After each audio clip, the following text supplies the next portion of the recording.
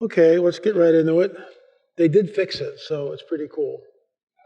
So, hands up, give them a round of applause for our tech guys. While we were out stuffing our faces, they got the problem fixed, so there you go. We don't need to do this, but I will say this, that our mission statement is to expose the deception of the prince of the power of the air and to herald the return of the King Jesus. That is what we do. So we're going to go deep here. We will expose what the enemy is up to. If you have not memorized Genesis 3:15, you need to memorize that. That is the platform. That's our launching pad. Everything launches from Genesis 3:15. If we understand that, and I think I've hit it and hit it and hit it again from last night into today, so I think we're good to go, because we're going to get into some really weird stuff. I mean, it's weird. But it all goes back to Genesis 3:15. As long as we know Genesis 3:15, we're safe, because now we know what the Bible tells us exactly what's going to happen. To the nines, what's going to happen, what's going to take place. The seed of the dragon will be at enmity at war with the seed, the offspring of the woman. He, Mashiach, Messiah, will come from the woman, and that will crush the dragon's head, which is the cross. And then everything changes. Then he stops mingling the seed the way he used to mingle the seed when we get into Daniel chapter 2. Something's coming. Is America finally ready to take UFOs seriously? I was at the Little Alien in 1994, 95, somewhere in that, for the first time. There was a UFO conference there, and I was there with a couple of friends. One of them freaked out, completely freaked out, and we had to leave because he freaked out. Now, was he abducted? I don't know. Why would he be freaking out? No, I wasn't freaking out. He was really freaked out. And I'm bummed, because I met Bob Lazar there. Gary Schultz was there, and these are names that you probably don't know, but Norio Hayakawa was there. The guy, John Lear, was there from a Learjet. So it was only a small group, about 30 of us were there. But all these luminaries were kind of checking in to this little conference of 30 people. It was astounding. And at this point, I am working on the Nephilim trilogy. I'm not published. I'm not signed. Nothing is going on yet. And the Lord is taking me from a worship leader, music director, into what I'm doing now, which is what I was created for. I'm absolutely convinced of it. You know, music is great. Music is wonderful. But that wasn't my primary calling. And this is why before I was a Christian, we would come right up to the line. We played at Perturbator to standing ovations. We played all over LA. We were in and out of recording studios. We had managers and producers. We recorded in the Fleetwood Mac room, for crying out loud. I mean, who gets to do that, right? With multi-million-dollar sound equipment and everything. And we'd go right up to the line, and something would blow up, and we wouldn't get signed. And we sit there. People were going, "They didn't sign you? What?" Yeah, Michael Jackson came up with Thriller, and now it's disco. So, but now I know why we didn't get signed. This is circa 78, 77. I'm 26, 27 years old, and playing all the clubs and just, really into it. We had a 3-piece band. It was great.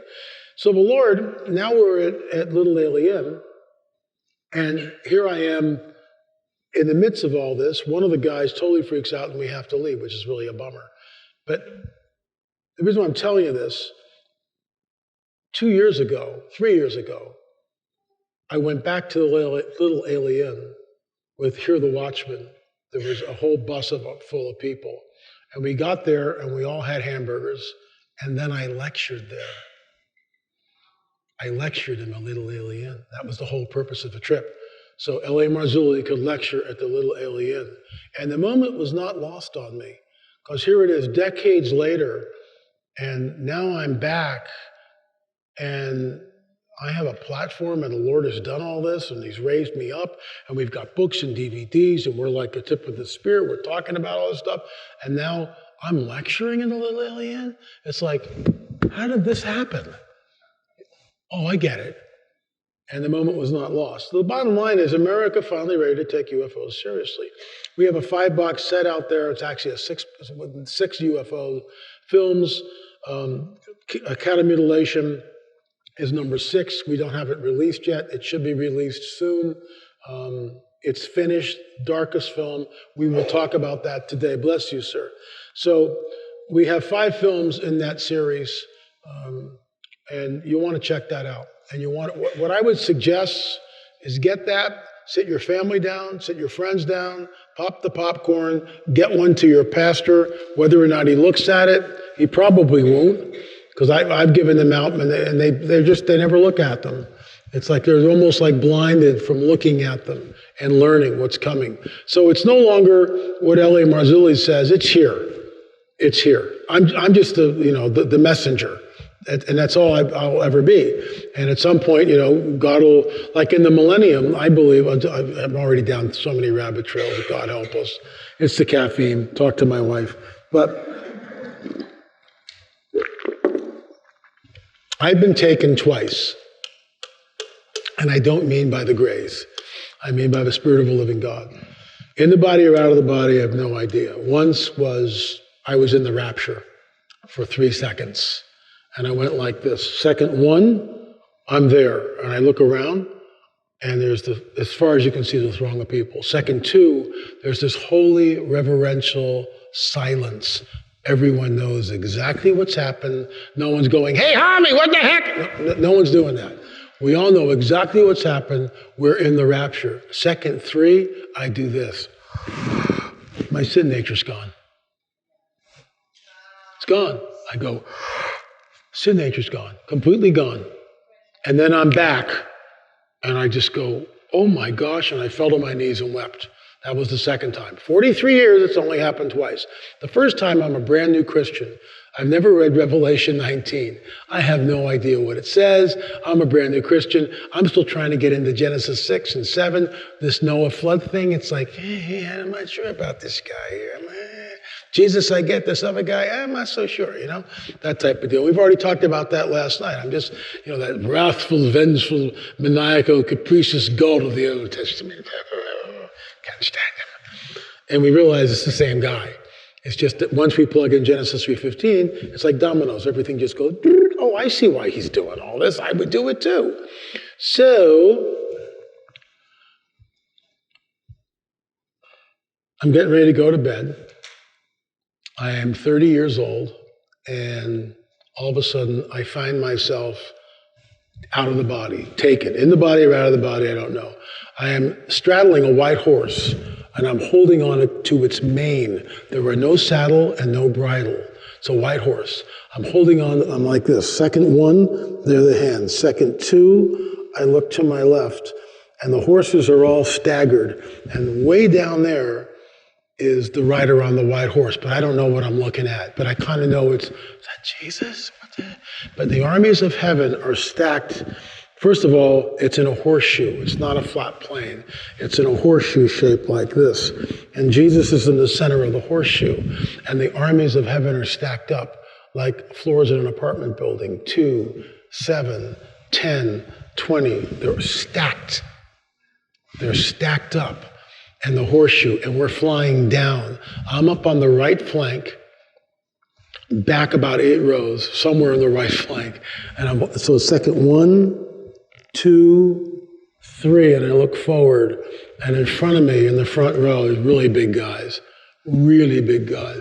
So that was, and then I'm back, and I'm going, what was that? I had no idea. The next day, I was counseling with my first pastor because I was from the New Age and completely out of it, and everything else was spirit guides. And so there was a lot going on there. And I said, I had this, I'm not even sure what it was. And so I tell him, he's like this. And he hands me the book of Revelation. Behold, I saw heaven standing open, and there before me was a white horse whose rider is faithful and true. With justice he judges and make war. His eyes are like flaming fire. And the whole deal is just amazing. So now it's my father's dead. It's 2014 when he passes. So it's now 34 years that I've been a Christian. And he passes away, and I fly back to Pennsylvania, and I'm in my boyhood room. Peggy's going to come 4 or 5 days later with the kids for the funeral and the whole thing. So I'm there. My brother's there. I'm alone in my bedroom, my childhood bedroom, going to sleep, and the Holy Spirit starts his antics, is what I call them, because I just love the way he speaks. He goes, remember what happened years ago with that vision? Yeah. Can I have another one? Dead silence. dead silence. And I just love the way he just works, He really has a sense of humor. I mean, he goes, you were on that white horse. Remember the white? I go, oh, wow, the white horse, absolutely, really cool. And he goes, what do you think happens to those white horses? Sitting there going I'm trying to go to sleep and you're giving me 20 questions with the white horses already. As my mama Ella used to say. So I don't know. I don't know what happens to the white horses. And the Holy Spirit goes. Now, usually he doesn't speak like this to me. It's usually one word.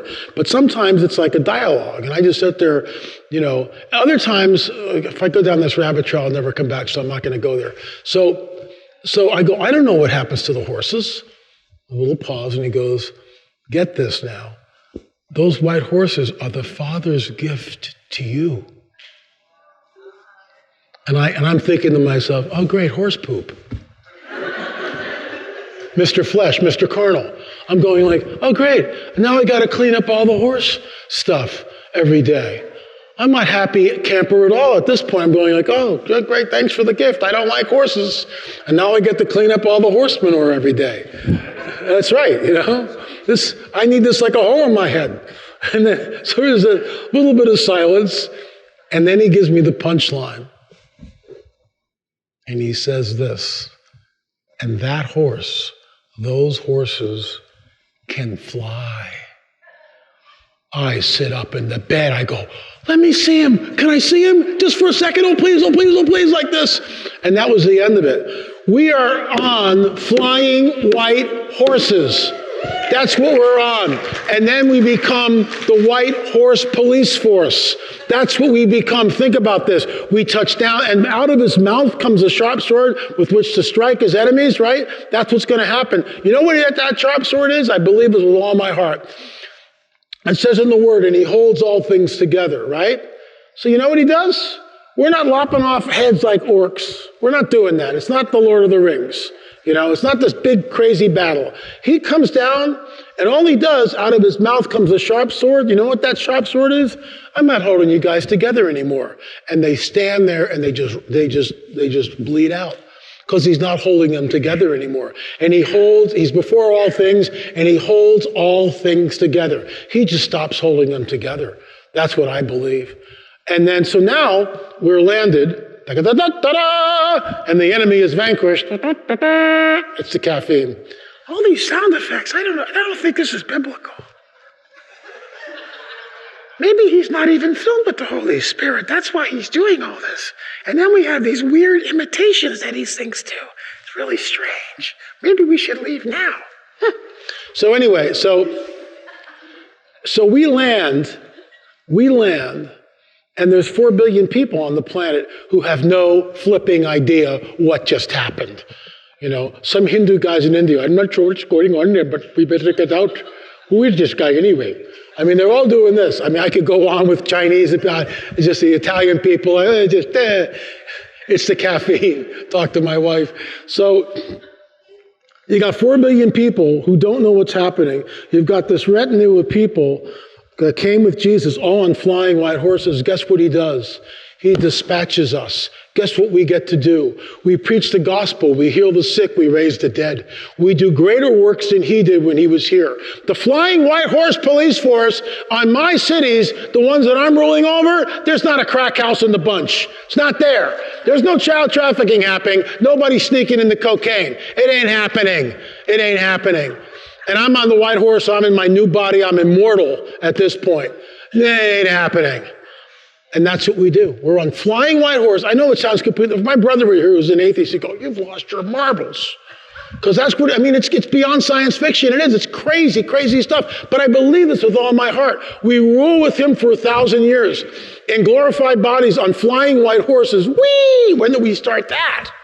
I'm all ready. I am so ready for that, you have no idea. And yet, we have to stay the course, hand on the plow. Let's be serious. We're here for who knows how long. It's like Gilligan, the 3-hour tour, right? It's like, yeah. So anyway. It was funny. I'm sorry. I just love when he shows up like this, but I digress.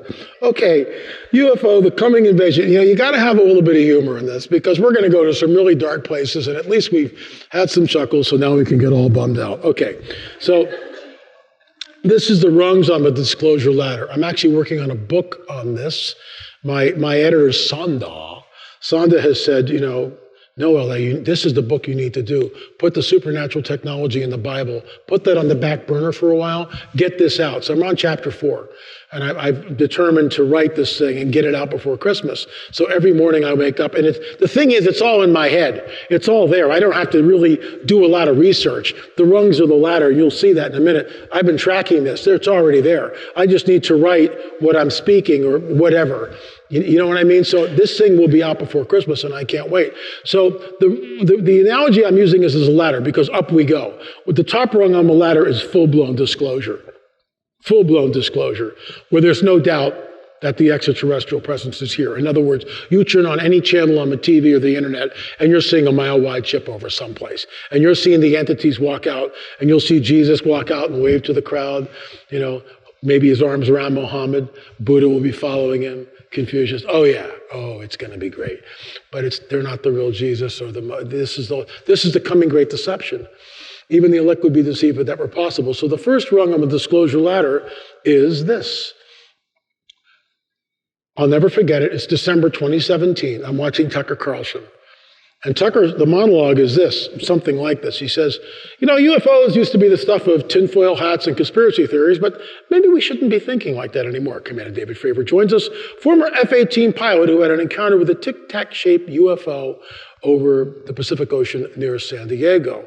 Fravor is a complete unknown. Nobody knows who this guy is. He doesn't have a book, not peddling a DVD. He's not on any of the talk shows, but he's on Tucker Carlson's show. Why then? Why 2017? Why now?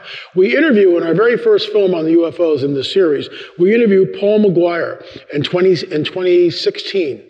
Even though the film wasn't released until 2017 and early 2017, Tucker Carlson, 2017 December. So our film was released probably in March, somewhere like that, but I redid it in 2020. So Paul McGuire comes on the record and he goes, and I ask him, when do you think disclosure will be? He says, well, if not 2016, definitely by the end of 2017. That's exactly what happened.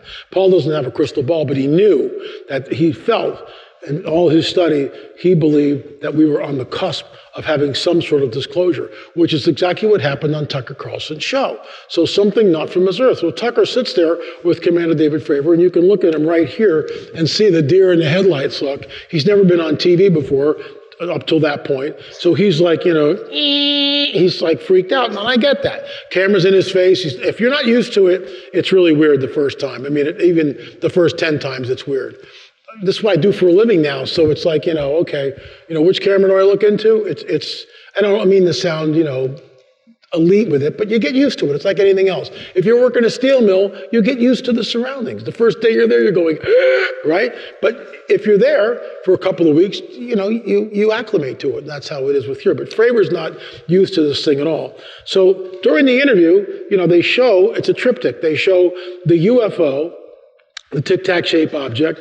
Fravor's in the middle, and there's Tucker, and there's a little dialogue going on between them. And finally, Tucker asked the $64,000 question. In your opinion, Commander David Fravor, what was this? And Commander David Fravor looks right at the camera and says, something not from the earth. Boom! That's it.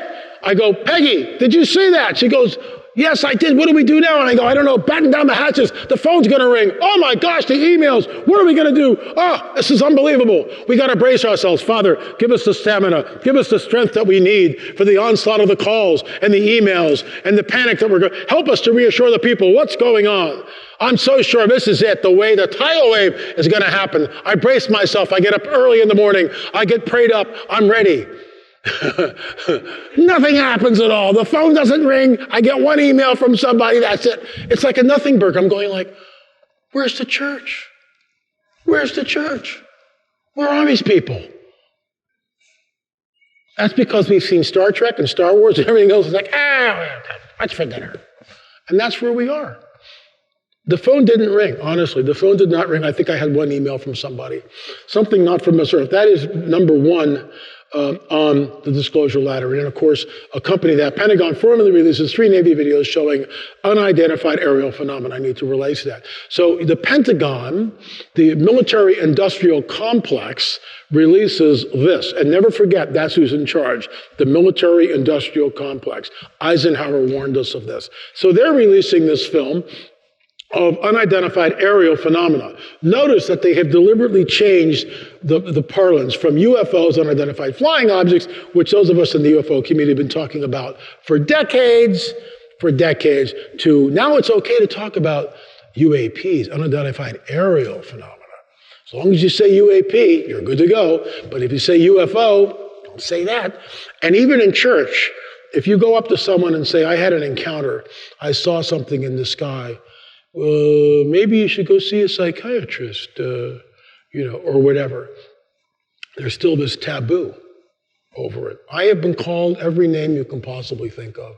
I have been ridiculed by my Christian brothers and sisters, and it's okay.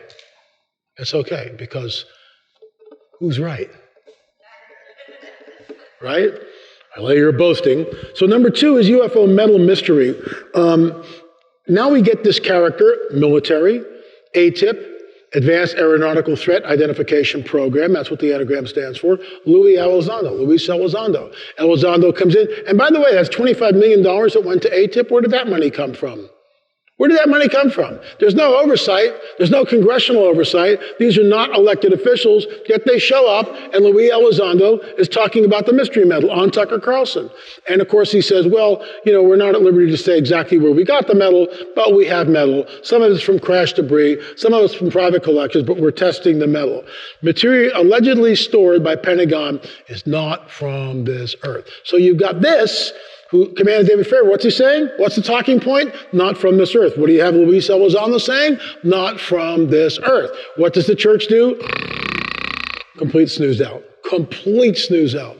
And that's really problematic, because we should be the tip of the spear. We, the church, should be addressing what is going on. You'll notice that they never have anyone like moi on Fox News or anything else. No.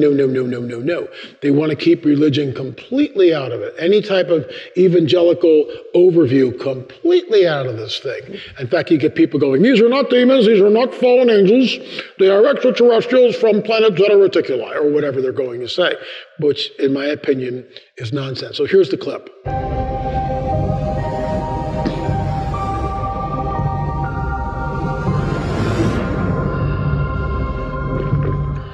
Just a few weeks ago, the Navy admitted for the first time that several UFO videos were real, meaning they show actual area phenomenon that so far the Pentagon cannot explain. Now a UFO investigations group says they have found materials that could potentially be physical evidence of UFOs. Luis Elizondo is Director of Special Programs at the To the Stars Academy of Arts and Science. He also headed the Pentagon's Office for Investigating UFO Incidents, and is the star of the History Channel's Unidentified. He joins us tonight. Luis, thanks so much for coming on. So, thank you for having me. What is this material, and why could it shed light on the question of what UFOs might be? Sure. Well, our company over the last year and a half has actually obtained quite a bit of material. And let me first preface by saying some of that material, its provenance is frankly hearsay, while the provenance of some of this material has been substantiated. And ultimately, we're in the process of analyzing this material at 3 different levels. We're looking at its physical properties, its chemical, or if you will, molecular properties, and then ultimately its atomic properties. And it's really at that point we'll be able to make some sort of definitive conclusion, keeping in mind that we still have to follow the scientific process and methods, and at the same time have peer review. So it's not just as simple as coming out and saying, hey, look what we found. There's a lot of work that still needs to be done. I bet that's right, and of course should be challenged, as you ought to be challenged, I think. But quickly sum it up for us. Why do you think this material might be connected to UFOs?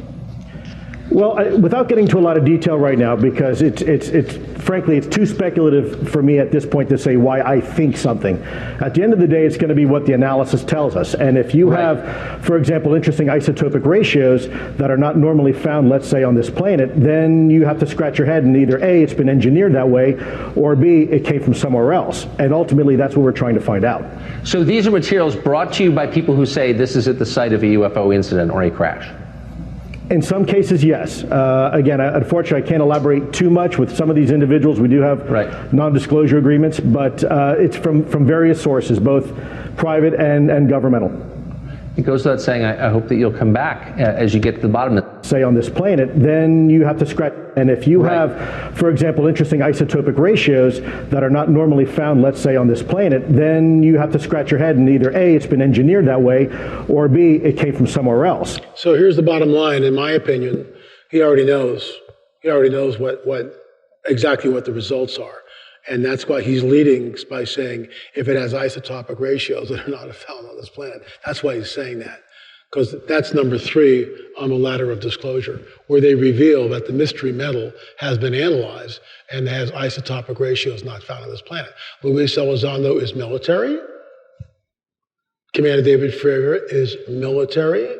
Who controls the narrative? The military-industrial complex. Pentagon does have mystery metals that came from UFOs, says former government insider Nick Pope. I have a whole chapter on Nick Pope in the new book I'm working on, Letters of Disclosure. Why? Because Pope's up to his eyeballs. And that, what it is, I sat down with Nick Pope and I interviewed him, and that transcript is in the book. The entire transcript of Pope and I going back and forth about what this thing is. He's brilliant. Pope is brilliant, which is why he's there, which is why he's all over the news media. This is a managed agenda. It's a controlled narrative. I can't stress that enough. This is a managed agenda. They know exactly what they're doing. They're rolling it out. They've got it all planned. Now we do this. Now we do this. Now we do this. We bring in this guy to say this. It's a dog and pony show. It's kabuki theater. And it's on Tucker Carlson until Tucker got booted off. Why? Because I said this last night. Tucker audience is predominantly conservative Christian. So they want to see what the evangelical church is going to do. What does the evangelical church do? Nothing. Great, let's go to the next rung. Yeah, baby. These people don't care. They're asleep at the wheel, so who cares? What's interesting, and I find this alarming, but we see this wherever we go. There's a few young people in here, but for the most part, it's, over 50. I'm being kind. Right? Hey, I'm 72, so I'm right there with you, okay? Khalil, you don't look like 72. What do you do? Well, I run and I take collagen. Yeah, that's it. It's the genes. But you get what I'm saying? We've lost that whole generation for the most part. We have. We've lost them. That's why they're not here. There's a few, but for the most, you would think every kid on the planet would be flogging. They're talking about UFOs in the church. My gosh, let's go. Nope, they'd rather play video games. We didn't have video games growing up. Okay, LA, let's stay on the thing. We built tree forts. I love my tree fort. Kids today, video games, but I digress. Number 3, Tucker Carlson, it's outrageous the government is still hiding evidence of UFOs. This is CIA. Government insider, Mr. Christopher Mellon, seems like a really nice guy. His whole family has a whole history. Of course, this is the 3rd rung on the disclosure ladder, where he basically states that we have analyzed the mystery metal found in these crashed UFOs, and it has isotopic ratios not found on this Earth. So he's basically taking what Luis Elizondo hinted at and saying, yeah, we've done the testing, and it's got isotopic ratios not found on this Earth. Again, the phone doesn't ring, nobody says anything. If you walk up to your pastor, for the most part, that's except for Larry, that's why I'm here, for the most part, they'll just kind of look at you like you got 3 heads. But this is on Fox News. Surely this is groundbreaking. Surely you should be addressing your congregation and warning them of what is happening. Surely you would be doing that, because this is supernatural. This changes everything. And you'll see why. Because they have a gospel. That gospel is promulgated every Friday night on Ancient Aliens. Ancient astronaut theorists believe that thousands of years ago, this planet was seeded by extraterrestrials. And that's every Friday night. Guarantee your kids and your grandkids, they watch Ancient Aliens, they know all about it. Oh yeah, we were seeded here. I'm not saying every kid believes that, but many of them do. Number 4, Pentagon set to release classified UFO findings, off-world vehicles not made on this Earth. They know, and they're leeching it out, rung by rung by rung. Up the ladder we go to see what the reaction is. So now they say, we have off-world vehicles in our possession not found on this earth. I mean, what is it going to take before people go, oh my gosh? I mean, do you realize the implications, the weight of that statement? Do you understand the implications? We have off-world vehicles not made on this earth. Dun, dun, dun, dun, dun, dun, dun, dun, dun. That's where we are. What are we looking at? What is it going to take before the church goes, wait a minute, what's going on here? What's going on? What are you guys really trying to tell us? What are you saying here? And I'll say this all through the presentation. They, E.T., so-called E.T., will say this, that we created all life on this planet, panspermia. We genetically manipulated early man. We started the world's religions, the world's civilizations. Now at this critical juncture in human history, we are back to usher mankind into a golden age. But I digress. That's way ahead. But I will keep reminding you of this because that's the lie. That's the lie. Panspermia is the lie. That we created all life on this planet. We, E.T., are your progenitors. We manipulated early man's genetic and created modern-day Homo sapiens. We started the early civilizations. We started the religions, all of them all over the world. These people like Buddha, Muhammad, and Krishna, and Jesus, they're all avatars. We created them. We put into them some of us so they would appear as God. That's what they're going to say. That's what they're going to say. And when they show up in a mile-wide craft, folks, all bets are off. And I don't know whether the church is here or not here. I pray to God we're not, but what if we are? Anyway, moving on. Leaked reports from Pentagon, UFO task force discuss non-human technology, mysterious objects. So, once again, it's Fox News. Why Fox? I don't need to belabor the point. We've already talked about it. But it's very deliberate. And then from there, it leaches into all the other media. So they picked Fox and they did it for a reason. So as only our government can do, we wait and they give us a report. It's 9 pages.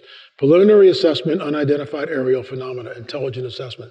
They give us 9 pages on UAPs, 9 pages. They basically say out of 144 sightings that we looked at and discussed and investigated, we only found 1 that we could dismiss. So we have 143 UFO sightings that we have no explanation for, 9 pages. Guess how many pages there was on a report about bovine flatulence and its effect on greenhouse gases? Try 900. So bovine flatulence gets 900 pages. The greatest event since Jesus rising from the dead gets 9 pages. 900 to 9. Nothing you see here. Keep moving. Number 6. NASA, never a straight answer, is hiring priests to prepare humans for contact with aliens. Notice it's never evangelicals, it's always the priesthood. Why? Because they're all in cahoots.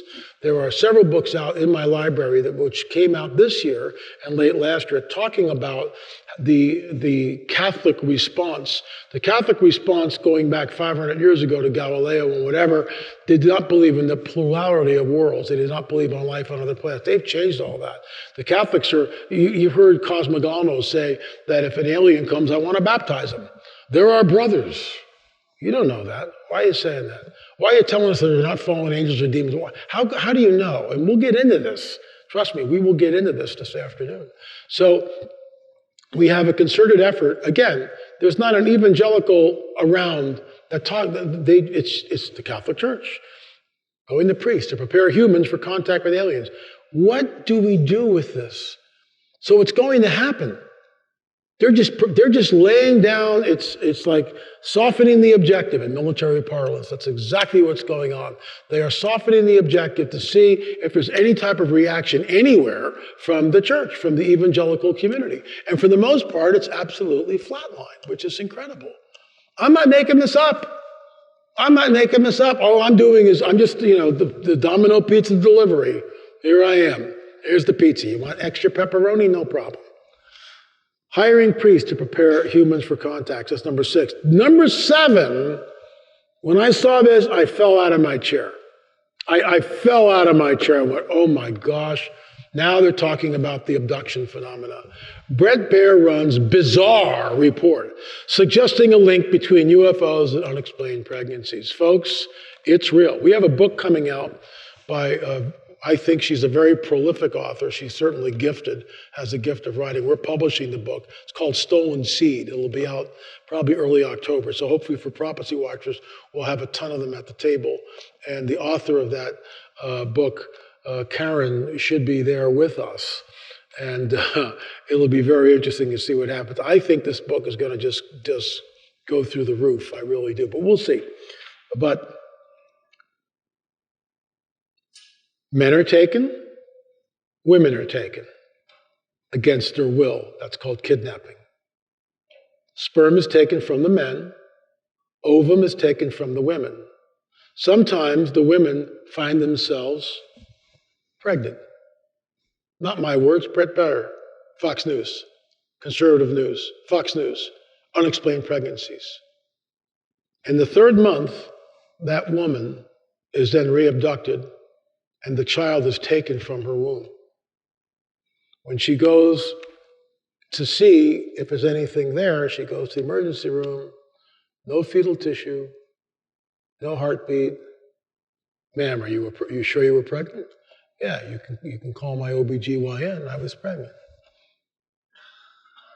And it happens over and over and over and over and over and over and over again. The seed of the dragon will be at war with the seed of the woman. Daniel chapter 2, verse 43. Their seed will mingle with the seed of men, but they shall not cleave. There's no marriage contract. It's exactly what's going on today. It's exactly what's going on in modernity. It's happening right now. Our fourth film in the series is on abductions. And when you watch that, you need to get prayed up. You need to get prayed up to watch all of them, because it will take you, and it's the warfare against us has been unbelievable. The stuff that we contend with. Because what are we doing? What's our mission statement? To expose the deception of the prince of the power of the air. All I'm doing is educating you guys what the Lord has led me in. I'm just a messenger. Put all the dots together with the help of the Holy Spirit under his direction. And we've got the end game. We know what's going on here. We're revealing what the enemy has been cooking up in Hell's Kitchen literally for thousands of years. Unexplained pregnancies. Tucker Carlson hosts two butchers who believe aliens landing in UFOs are mutilating cattle. We'll get into that in depth. Thank you for the reality check. That's number 8. They are. And folks, there's a connection. There's a connection between the cattle mutilations and the abduction phenomena. We may be the first people on planet Earth to reveal that in our film. And I will reveal it here this afternoon. And when I was just at a conference in Ohio, in Ohio, in Ohio, and when I revealed that, I had several women immediately hold their heads and begin crying. The enemy is alive and well. He needs to be vanquished. We have control, and I truly believe in this hour, we've talked about this in the car riding around, we're going to see the Lord begin to work in ways that we haven't seen. He's going to give the body of Christ, us, he's going to give us gifting. The gifts of the Spirit are going to begin to move. Whether some people like it or not, it doesn't matter. That's how we're going to begin to move. We're going to move in healing. We're going to move in words of knowledge. We're going to move in discerning of spirits. We're going to move in all this stuff because the enemy's ramping up and we're not going to sit idly by. The Lord is going to do something. It is beginning to do something. And I think we're going to see more and more of it. So it's not a message of despair. It's a message of get tuned up, understand what the battle is, and then go out and fight. That's what the message really is. To expose the works of darkness, and that's what we're doing. We're exposing the works of darkness. Cattle mutilations. What the heck is that all about, LA? We'll get into that. Tucker Carlson did a whole show on cattle mutilations. The 9th rung, Congress holds first public hearing on UFOs in 50 years. Possible national security threat. And we talk about this in our film. That's how they're couching it, as the threat, the threat, the threat, the threat. It's all about the threat to our airspace, national security. So they get funding, so Congress will get behind them. This is a managed agenda. It's kabuki theater all day long. It's a dog and pony show. They know exactly who it is they're dealing with. They've already made a pact with these guys. Eisenhower did it. We'll talk about that maybe a little bit later. But this has been going on. They know exactly who it is. I've had whistleblowers come up to me and tell me things like, LA, I work next to the Grays. I work in an underground base. I got to tell somebody, I'm going to tell you, I can't come on the record, but I work in an underground base next to these guys. We're back engineering things. I've seen the craft that flies. We're operating in blah, blah, blah, blah, blah, blah, blah. And you just sit there and then they just disappear into the crowd. You never see them again. Do you go public with it? Well, I'm going public with it here, but who would believe me? Now, it's like it's out of the bag. Something's going on. That's the ninth rung. Skull and bones type vibe. Spy agencies grapple with how much to share at UFO hearings. This is Gary Nolan. Interference syndrome. Those who are near the proximity of UFOs can get all sorts of brain anomalies, including tumors and other things like this. However, the power of Jesus is greater, and sometimes when we pray, the tumors vanish. Just saying. Number 11. Now, what does, Abby Hornacek is a beautiful woman. I mean, I get that. What does she know about alien abductions? Why does she get this? They just, Abby, we want you to do a show about alien abductions. What does she know about alien abductions? So this is Fox News. Alien abductions with Abby Hornacek. I mean, you can't make this stuff up. You just can't. So that's the 11th rung on disclosure. Tucker Carlson, UFO files, it's everywhere, absolutely everywhere. 12th rung, do you speak extraterrestrial? Scientists say Earth needs to prepare for an alien encounter now. Where's the Messiah now? Before it's too late. Has anybody ever seen that Billy Crystal thing where he does the thing on the Ten Commandments? Where's the Messiah now? It's hysterical. You Google it. You won't even believe it, but I digress. So, there's the 12th rung of the disclosure ladder. 13th rung, we broke the story. In our Watchers film, we broke the story. Robert Soulless was the commander of a Maelstrom-based intercontinental ballistic missiles underground. He's 60 feet underground when a 60-foot diameter UFO hovers over the gate. It turns off all 9 missiles like that without touching anything. It turns off all 9 missiles. And I'll tell you why they're obsessed with nuclear. I'll tell you why. I'll tell you what. It's conjecture, but I'll tell you that later. If I don't get to that, remind me. Okay? Somebody, you remind me. Okay. Soulless came to us with the story. And the reason why he came to us is because we said, we'll give you editing. We'll show you how we present you, and we'll give you a rough edit of the film. And if you like it, we'll go with it. And if you don't want to change something, or you want to change something, we'll change it. He's like, wow, no other production company would do that. So he came with us, Watchers, Richard Shaw and I. And we recorded, and he was very emotional because he was abducted later in his life. He was taken aboard the ship. They inserted a very large needle into his manhood. Those are great space brothers, aren't they? And so Soulless was really broken apart by this, but we broke the story in our Watchers series. We're the ones that showed Dr. Roger Lear and the Kumbergaz UFO. Now it's on Joe Rogan, and Jeremy the Weasel Corbell is running around with it. We broke the story. Lear gave it to us. We talk about it in our Watchers film. But see, we can't have Elliot Marzulli there, because if Elliot Marzulli comes in, he's going to bring the whole evangelical thing that these are not extraterrestrials. They are, in fact, fallen angels and the graves of the demons. And I'll get into that in a little bit. Because demons, in order to manifest, they either has to inhabit a man or a woman or an animal or an object in order for a demon to manifest. Fallen angels don't need to inhabit anything. They can just pop in. Here we are. Right?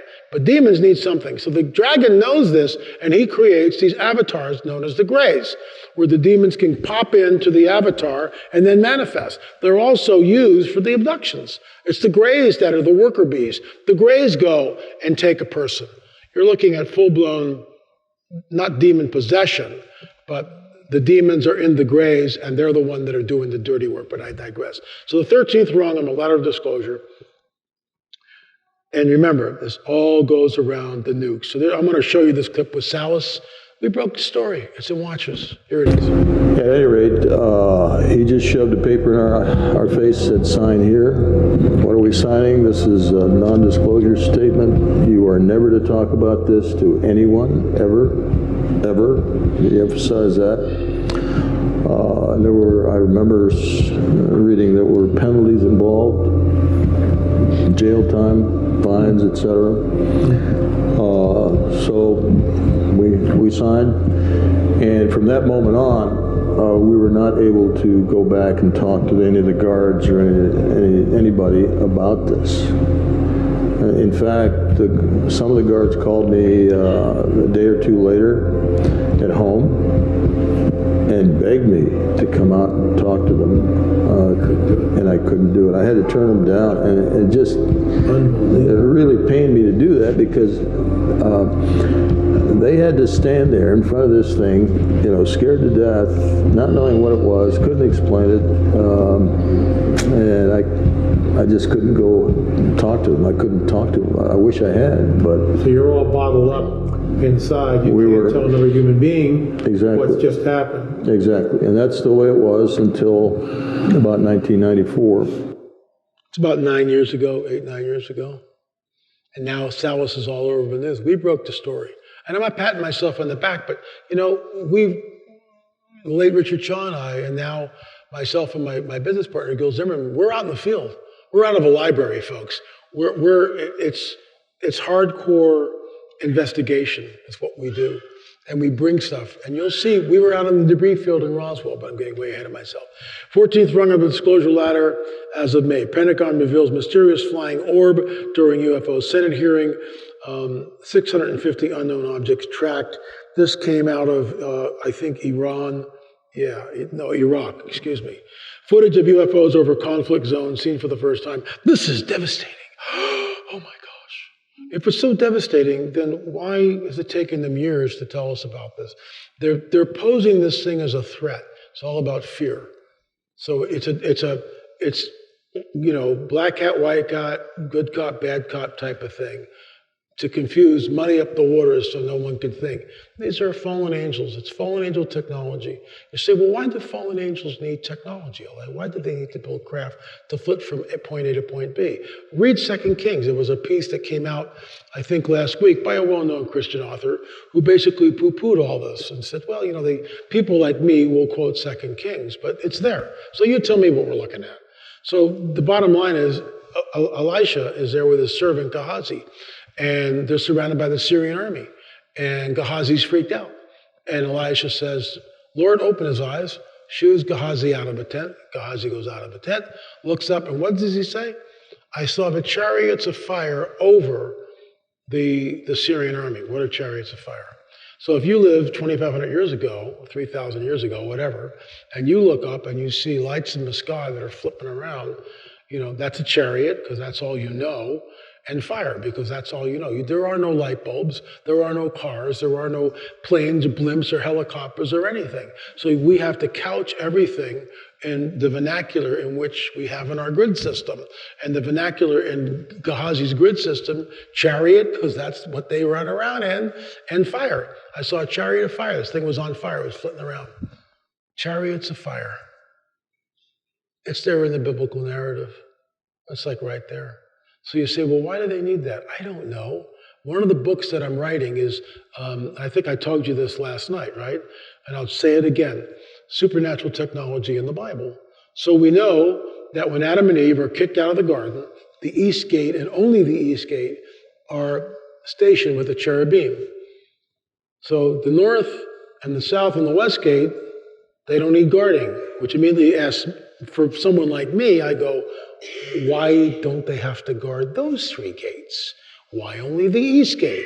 And that leads us to a whole deal. It's like, is the east gate somehow a gateway, a portal from dimension? I don't know. I don't know what it is. But I find it, food for thought. I find that sentence pregnant with meaning.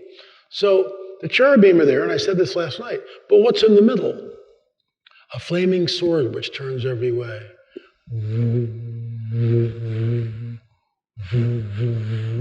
It's a lightsaber. It's a lightsaber. LA is equating the cherubim with lightsabers in Star Wars? That's blasphemy. No, it's not. It's a lightsaber. We don't know what it is. I'm not there. But it's a flaming sword that turns every which way. That sounds a lot like a lightsaber to this cowboy. And I'm sticking to it. So there you go. So technology is in the Bible. And that's the whole basis of the book. That's chapter 1. What the heck are we looking at? See, we have this truncated view of the supernatural. I'll just give you one more, okay? Just give you one more. The breastplate of the high priest. You want to talk spooky? I mean, it's just like, wait a minute, what are we doing here? So the priest wears this breastplate with the Urim and the Thummim. 12 stones. Each stone represents one tribe of Israel. And they light up. It's like, you got to be kidding me. So, how does all that work? Okay, and the priest will ask a question and he'll spell out the answer. It's like, what? That's technology. That's supernatural technology. And by the way, one of the stones, this is in the book, like I've written about 6 chapters, but the Lord says, nope, don't finish that now, do this one. Oh, yes, sir. So I'm working on the rungs of a ladder, which is what I'm talking about now. One of the stones, I'll go down the rabbit hole because this is so cool. So I call this pastor who was in Israel at the time, and he was working with these people in South Africa who allegedly had one of the gemstones from the priest's breastplate. And the story goes 1,000 years ago, when the Crusaders freed Jerusalem from the Muslims, a rabbi came out and handed one of the Crusaders a papyrus box with one of the gemstones in it. And it's been handed down for 1,000 years. It's now in South Africa. So the gemologists from Israel and this pastor fly down to South Africa. They get out of the plane, they're ushered into a limousine, they've got armed guards, they get to the place, the thing's in a vault, and they get to the vault, there's armed guards there, and they open up the safe and they hand him the papyrus box, and they open the papyrus box, and they place the stone in the pastor's hand, and the stone immediately lights up. Whee! And then they take the stone from his hand and they put it in his friend's hand, who's not born again and spirit-filled, and the stone goes dark. Then they take the stone, and the Israeli gemologist won't touch it without gloves. So she looks at it, and inside the stone is the letter Bet, Benjamin. And there's a wolf's head inside the stone. And she goes, this is impossible, because this means the stone had to be created this way. It's not made. I mean, no one did it with a tool. God made the stone with the letter Bet and the wolf's head in it. It's like, that's in the book. I mean, can you believe the stuff that comes across my desk? It's like, Lord, I can't believe it. And the breastplate of the high priest, just like, wow. That's technology. It's technology.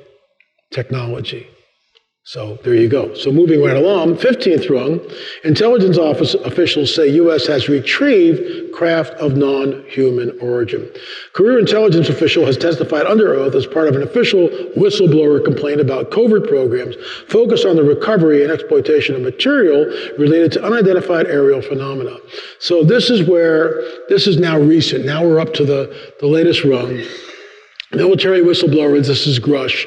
Air Force veteran, once again military. David Grush claims the government is covering up UFOs. Grush claims he has seen evidence of a secret crash retrieval program. We've all known about this. I've had people come up to me at conferences talking about their fathers who were in military, who retrieved this stuff, but they can't come on the record, blah, blah, blah, blah, blah. I mean, I've heard all this. It's nothing new to me because this is my world. I've been in this forever. So people feel free and they'll come up and they'll tell me things that they never told anybody else. So we've heard this. He alleges the U.S. has even retrieved bodies from other species. So this is where the story was broke, where they revealed it for the first time. UFO Pentagon whistleblower speaks. There's the same old tic-tac object that we see, non-human craft. There's Grush, whistleblower alleges secret UFO retrieval program.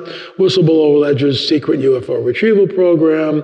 There's Grush again, another shot of him. Now he's being questioned, are we alone? And he says, no, we're definitely not alone. Former intelligence official sounds alarm on UFOs. And the Pentagon's response, I just love this. To date, AARO has not discovered any verifiable information to substantiate claims that any programs regarding the possession or reverse engineering of extraterrestrial materials have existed in the past or exist currently. Why can they say that? Because they don't know. They don't know. They're not inside the Beltway. They're not inside the loop. They're out. This is a new organization to get to the bottom of all this. So of course they can come out with this because they don't know. And what they don't know, they don't know. And they don't know. AARO is committed to following the data in its investigation wherever it leads. Bum, bum, bum. AARO, working with the Office of the General Counsel and the Air Force Office of Special Investigation, has established a safe and secure process. It's just more government doublespeak. And it goes on from there. And then we see they're talking about found non-human craft. Then we get Tim Burchett, who's running for, office again. I believe they have recovered a craft. So it's all over everywhere. Then we get this. This is the last rung on the ladder. This is a couple of weeks ago. This is the congressional hearing. I showed it to you last night to whet your appetite. Here it is again. The intelligent extraterrestrials.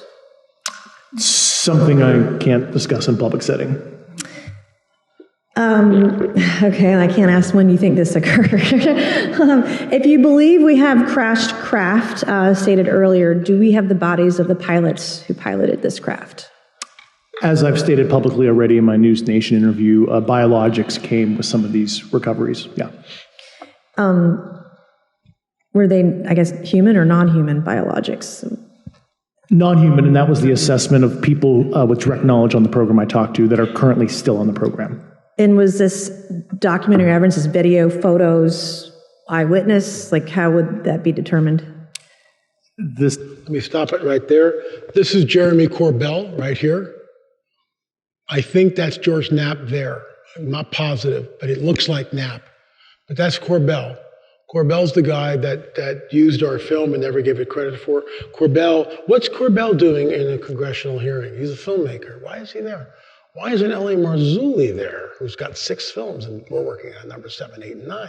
Well, because I'm an evangelical, and I'm going to say exactly what I think these things are, and they won't deal with that at all. But they'll have Jeremy there. Jeremy's all over Fox News. Jeremy is the spokesperson. He's handpicked. He's been groomed for it. And there he is. That's how the game is played. So truth is thrown to the street. Let's continue. Specific documentation I would have to talk to you in a skiff about. Gotcha. Yeah.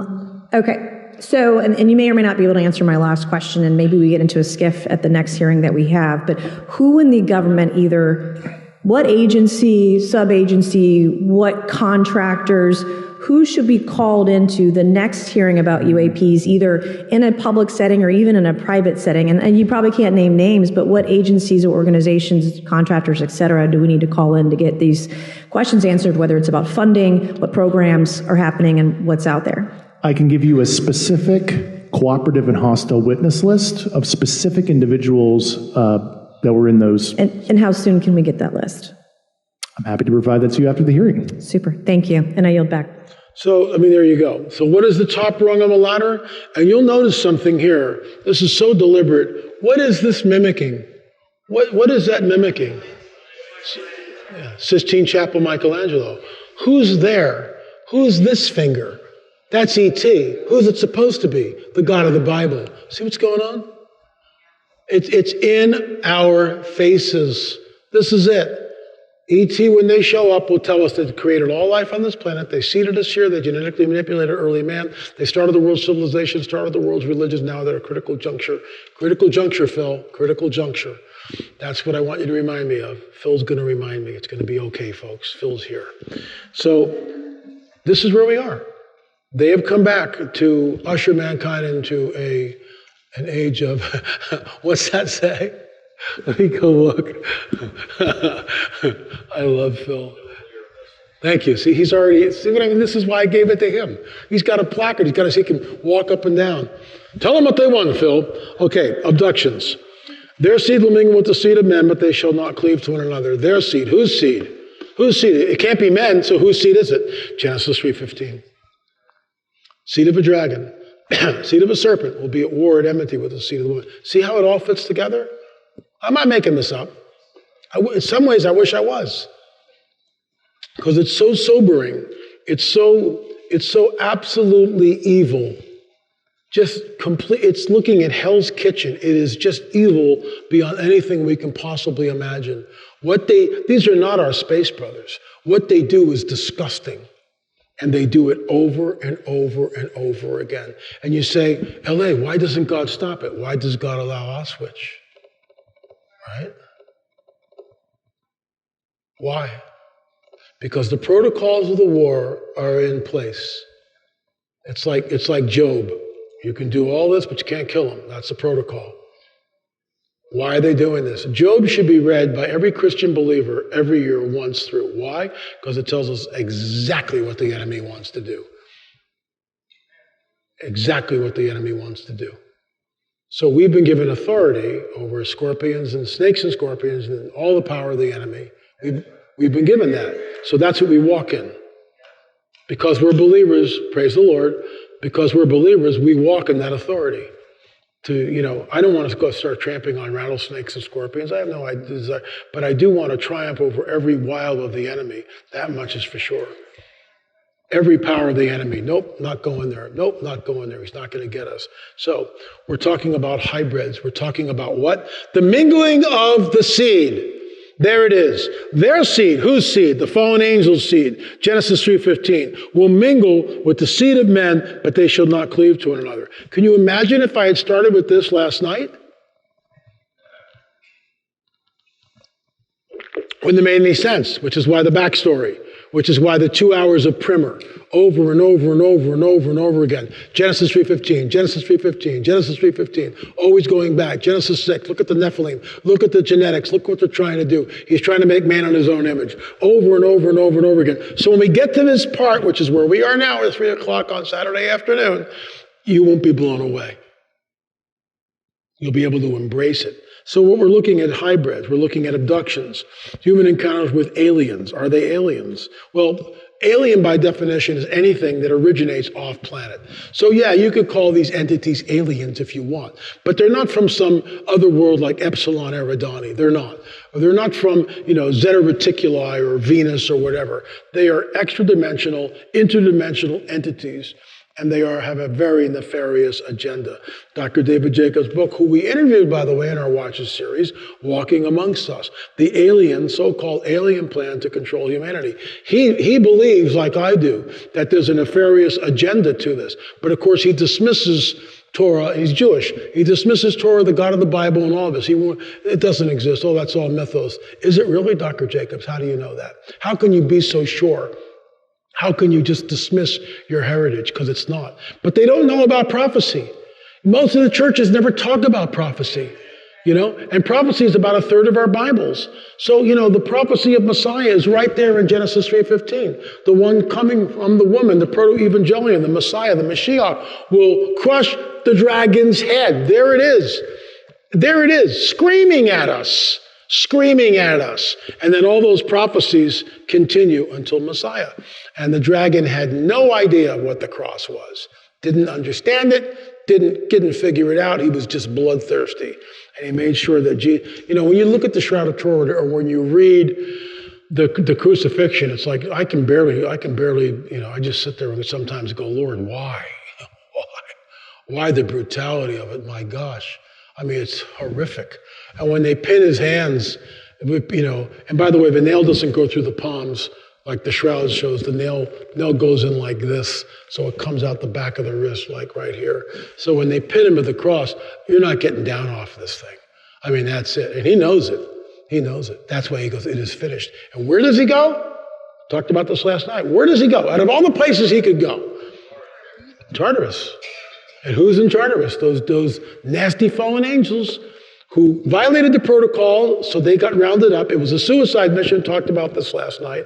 This is in our book, Countermove, How the Nephilim Returned After the Flood. It is a suicide mission. They know it's a suicide mission, but they do it anyway, because it's the only shot they have. And they almost succeed, except for 8 people aboard the ark. They wipe out everybody except for 8 people. Why? Because Noah was pure in all his generations. What does that mean? There's no Nephilim blood. There's no contamination. And do you think Noah is not going to know if Ham's wife is like, not so sure about Ham's wife? I'm not buying that for a second.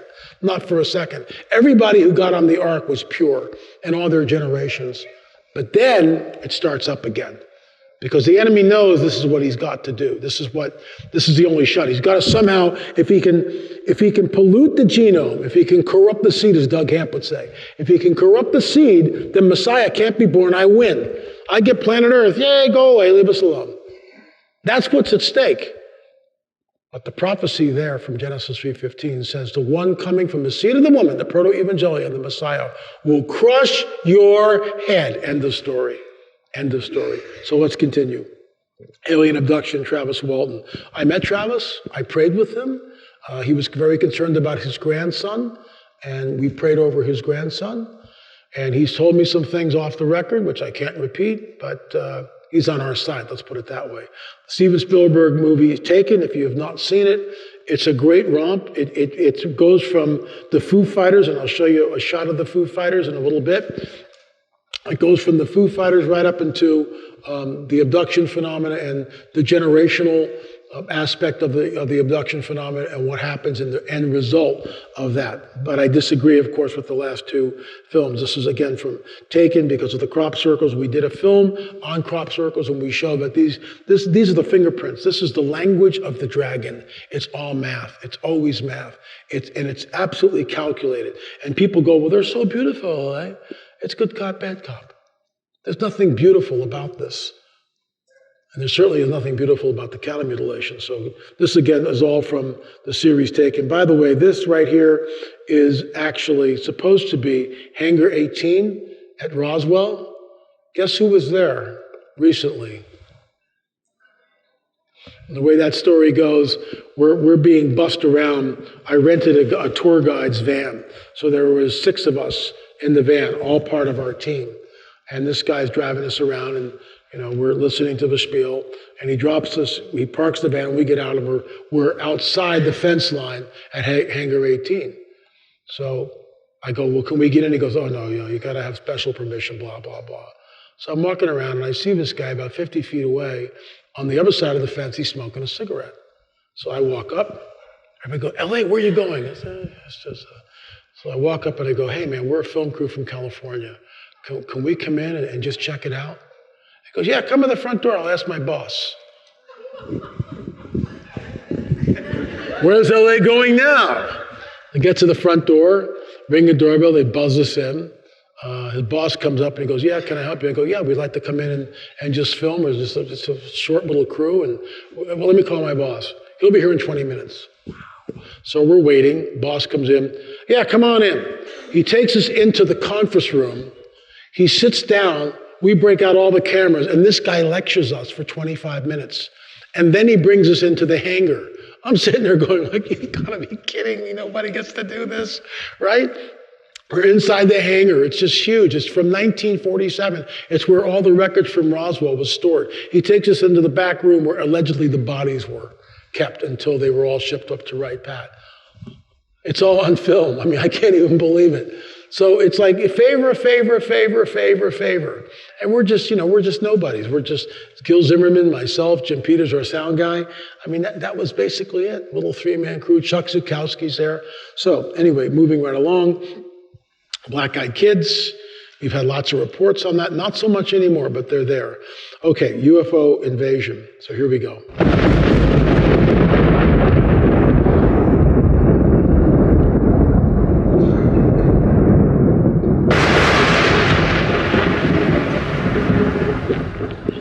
Something very dark and disturbing is happening.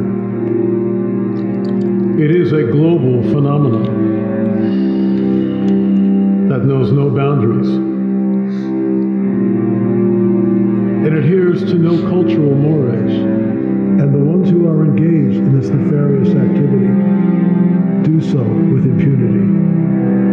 People are being taken against their will, in the cover of darkness, in the dead of night. They are subjected to bizarre examinations that are often sexual in nature. These people are terrified, violated, confused, and with no place to turn to, as who would believe them? This is their story.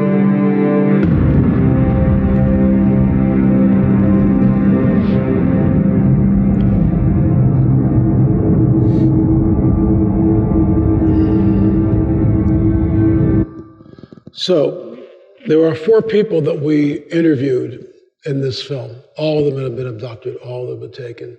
2 women and 2 men. The men, Al, and, well, let's start with Karen. Karen was abducted since she was like 6, 7 years old. She was just taken, constantly taken, over and over and over again. Then we have Emil. He's the one that Jeremy Corbell, we took the implant. Let me just show you something real quick. There's the implant that we took out from Emil. Emil was taken, he was implanted. We're the only Christian film company, Christian ministry, ever to take an implant out of someone. We had the implant tested. It was made out of meteorite metal. The implant vanished when we were in the operating theater, even though 2 weeks prior to that, we had found the implant in less than 2 minutes with the ultrasound machine. So here we are, we're in the operating theater for an hour and 20 minutes with that same wand from the ultrasound machine. We cannot find the implant. The Lord taps me on the shoulder and says, you need to take authority over this. Training. I've never been in a situation like this. So I look at my partner, Richard Shaw, my business partner, and I just kind of go, and I say, okay, I'm going to pray, guys. This might sound really strange, but I'm going to pray and I'm going to do it now. As a Christian, what I learned from this, if we're in a situation where we need to pray, we don't ask for permission. We don't do that.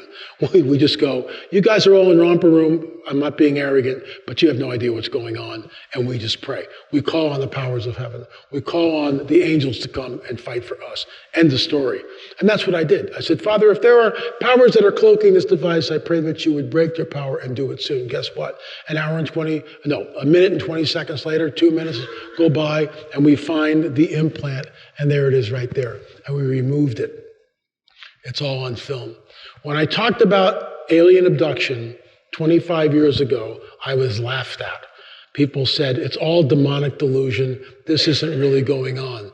That statement is a huge disservice to people who are actually being taken for the breeding program. They don't understand what Genesis 3:15 is. It's a false narrative, and it makes it look like there's really nothing happening here. You can all go back to sleep. It's all demonic delusion. While some of it may be demonic delusion, people are being taken, people are being implanted, and when we showed that film, when we broke the story, when we did the research, when we were out of the library into the field and did it and showed it, crickets. No one could say a word. There was no rebuttal, because you can't. What's that thing doing under the guy's leg? Why does it vanish for an hour and 20 minutes, and then one prayer, all of a sudden, there it is. It comes back on the ultrasound machine. How does that work? Because greater is he that is in us than the scumbag that's in the world. So you've got Karen, you got Emil, you got Al, just like Karen. Al's been taken since he was like 6 or 7 years old, just like Emil. Finally got Angela, who I'm not sure where she's at right now, whether she was taken at a young age and forgets, but she was also taken when she was pregnant and they took her baby. And that's what they do. So this is Karen. I don't remember ever being up in the air. I remember being in the air, traveling, but I don't have any ship-type memories. I don't. But they would take me to a place, a facility. The walls were smooth and white and curved. Stop right there. Walls were smooth and white and curved. She's inside the ship. And it's amazing how they can mess with your memory. They can plant memories that aren't there. And sometimes over a period of years, the real memories leach out, come to the surface. And then the person realizes, like, wait a minute. And so Karen here is telling us about the curved walls. Let's continue. It's funny the things you remember when you're little. And there were other children.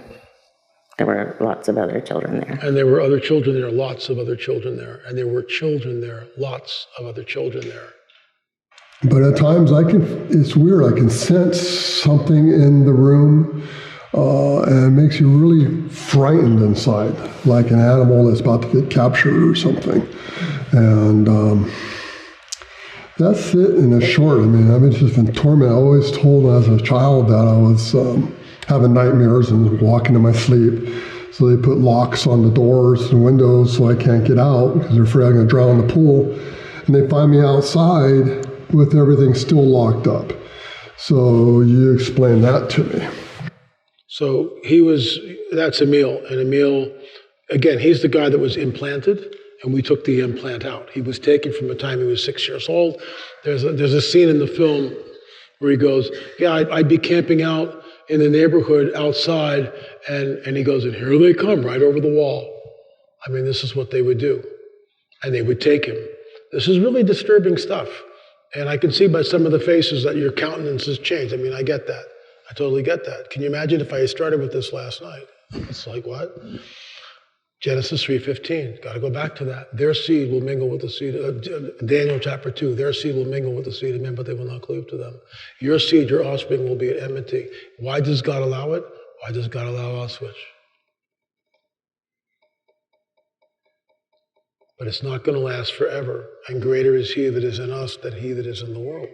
And we have power over this. And when people evoke the name of Jesus, it stops. In spite of what the secular people, oh, that's just nonsense. When people, Christians are abducted all the time, blah, blah, blah. Yeah, but I get that. But when I'm being attacked and I cry out to the Lord, guess what? I get the victory. When people who are being taken and they're there and they're about to be taken, I have an elder who was floated off the bed, and now he's floating. Here's the wall. He's floating. The bed's over here. His wife's in it. He's floating above the floor. He's right next to the wall. He knows he's going to get sucked out. He cries out to the Lord. Bam! Just like that. Just like that, he's back in the bed. He knows the ship is still out there. He's terrified, but he got the victory. He got the victory. And let's continue. I went through the window and up through the ceiling. This is a future physics. This is something which defies our physics as we know it. This is why they're extra-dimensional, interdimensional entities. When I'm in a New Age conference, this is what I tell the people. I go, okay, here's the scenario. There's a guy in jail, and this entity appears in the jail cell. Not sure how he gets there. So the prisoner is chained to the wall. All of a sudden, the chains drop off. And then the entity goes, get your things. The prisoner isn't sure he's awake or he's asleep. He's like in a stupor. Hurry up, get your things. All of a sudden, the prison door opens by itself. They walk outside. All the guards are switched off. They're all asleep. Well, that's impossible because the guards never do that. They get to the front of the prison door is all locked with these chains. All of a sudden, it opens up by itself. They walk outside. The prisoner is free, and the entity disappears. So I'm in a New Age conference. I go, how many of you believe that that's an abduction? Every hand in the place goes up. And then I tell them what you read is Peter's jailbreak. That's a good angel. That's a good angel. But the good angel does what? He manipulates space, time, matter, and energy in ways that defy our physics. Prison doors don't open by themselves. Guards aren't switched off. You just don't pop through the wall. What does Jesus do when he's in his glorified body? Now, the gentle Jesus that we all know and love, that never goofs on people, that never has a sense of humor, that never would, kind of bump up against the apostles and kind of freak them out. This will really get him, right? No. He's just risen from the dead, and this is what Jesus does. He does this.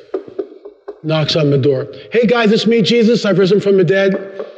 Can I come in? Don't worry. It's okay. Now, what does he do? What does he do? Ta-da! He pops through the wall. And they're all going, oh, my God, it's a ghost, it's a ghost. Oh, my God. They're all totally freaked out. That's deliberate. Absolutely deliberate. There's no humor in the Bible. He's cracking up. And then he does a total guy thing. Of course he's cracking up. And then he does a total guy thing. Hey, what do you guys got to eat? He's hungry. When I get up in the morning, the first thing I do is look at my wife and I go, honey, you really look beautiful this morning. What's for dinner? It's the first thing out of my mouth. That's it. We're guys. That's what we do. Here's another one. No humor in the Bible at all, right? None at all. So Jesus has just fed the 5,000, and you've heard me say this before, and he goes, okay, you guys get in the boat. I'll catch up with you later. What's wrong with this picture? So they're out on the boat, and do you think one of them is going like, wait a minute, how's he going to catch up with us? There's no motive. What are we looking at here? So Jesus waits, but there's absolutely no humor in the Bible, and he decides to take a little stroll on the water. This is going to really freak him out. Peter, that's what he's doing, right? I mean, he's just having fun. And he's on the water, but no humor in the Bible. Don't laugh, you're in church. What's wrong with you? So he's walking on the water, and the disciples are going, oh my God, it's a ghost! Ah! They're totally freaking out, right? It's Jesus. That's who he is. One of my favorites is when he changes the water to wine. That's just genius. And Mary knows. Mary knows exactly who he is, what we're dealing with here. And she utters one of my favorite scriptures in the entire Bible. Whatever he says to do, just do it. It's okay, trust me. Don't argue. You're not going to understand it. I've lived with this guy, okay? You have no idea. And she could just write a whole, and I wish, she has stories that never made it in, guaranteed, because he was doing stuff. He was doing stuff. Absolutely, he was doing stuff. It's amazing. But there's no humor in the Bible, and you're not allowed to laugh. Okay, so I go through the window. All right, watch. Oh, sorry. I say, well, is the window in some way open? Let me set that up. So we're talking to Karen, and she would go up through the ceiling. I'm sorry, I got distracted with my nonsense here. So most abductees go to the window. The window is closed. First of all, they're levitated off the bed. They can't move. They can move their eyes, but they can't move. They're completely paralyzed. Their partner, whether it's a husband or wife, the other partner is completely shut off. They're sound asleep. They're not waking up for nothing. They're completely dead to the world. They are. So now they're floating above the bed, and they're moving towards the window. The window is closed, and they're thinking to themselves, are they going to open the window? The window doesn't open. The ceiling doesn't part. They go through the ceiling, through the wall, or through the window. Future physics. And that's why I started off with Jesus coming through the wall, and then Peter's jailbreak. These are the bad guys. But these are the bad guys. So watch what happens. I say, well, does the window in some way open by itself? And I say, no, it doesn't open by itself. And she says, I think I'm going right through the closed window. And she says to me, does anybody else ever report that? Not knowing that everybody reports that. So that's the bottom. That's Dr. David Jacobs, who we interviewed in our Watcher series. That's exactly what happens. That's a future physics. This is Emil. Oh, sorry. So this is Emil. Behind them, you see the implant being taken out. There's Dr. Roger there before he passed away. And then that's the implant, what it looks like from a CAT scan. We did x-rays, CAT scan, Gauss meter, all sorts of stuff. We knew exactly where it was. And then, as I said earlier, this is the ultrasound wand on his knee. We can't find the thing. One prayer changes that. That's the implant right there. And when that thing came up, it came up from the back of the screen like this. And everybody goes, what's that? And Dr. Matriciano, the surgeon, goes, that's the implant. And he's like tapping the wand of the ultrasound machine, looking at it, going like, putting it on Emil's leg, and sure enough, one prayer changed everything. Bottom line, and the takeaway is this: they didn't want this out. And what's chilling, they knew exactly where we were and what we were up to. They knew what we were doing. They were monitoring it. They were preventing us from taking it out. One prayer changed everything. Greater is he that is in us than he that is in the world. But we've got to use it. I didn't use it until the Holy Spirit tapped me on the shoulder and said, you need to take authority over this. And then I went, okay, and got to it. This is Angela, and you'll hear from her testimony how she was pregnant and what happened. Okay, so you said you were 3 months pregnant, and then what happened? I found out I was 3 months pregnant, and I went home, and a couple of weeks later, I started spotting, and you're not supposed to bleed when you're pregnant, so I knew something was wrong. And I was really upset because I had lost a child before. I was pregnant with my first son, carried him full term, and he had a heart defect, and he passed away. So this was a year later, and it was really sad. So I was trying to keep it. I was trying to keep my body right and hang on. And the doctor said, you probably passed this child over the weekend, and then you'll have to come back in and see us. It was so strange though, Yvonne, because they did an ultrasound, and I saw the womb, and I saw where the baby was supposed to be. And at first there was a heartbeat. The first time there was a heartbeat, right? And you can see a baby when they're in there. You can see the dot inside your womb. But when I went and saw, when she did an ultrasound, the next time I went, there was nothing there. There was nothing. What did they say? What did the doctor say? They just said, this is the womb, but there's nothing there.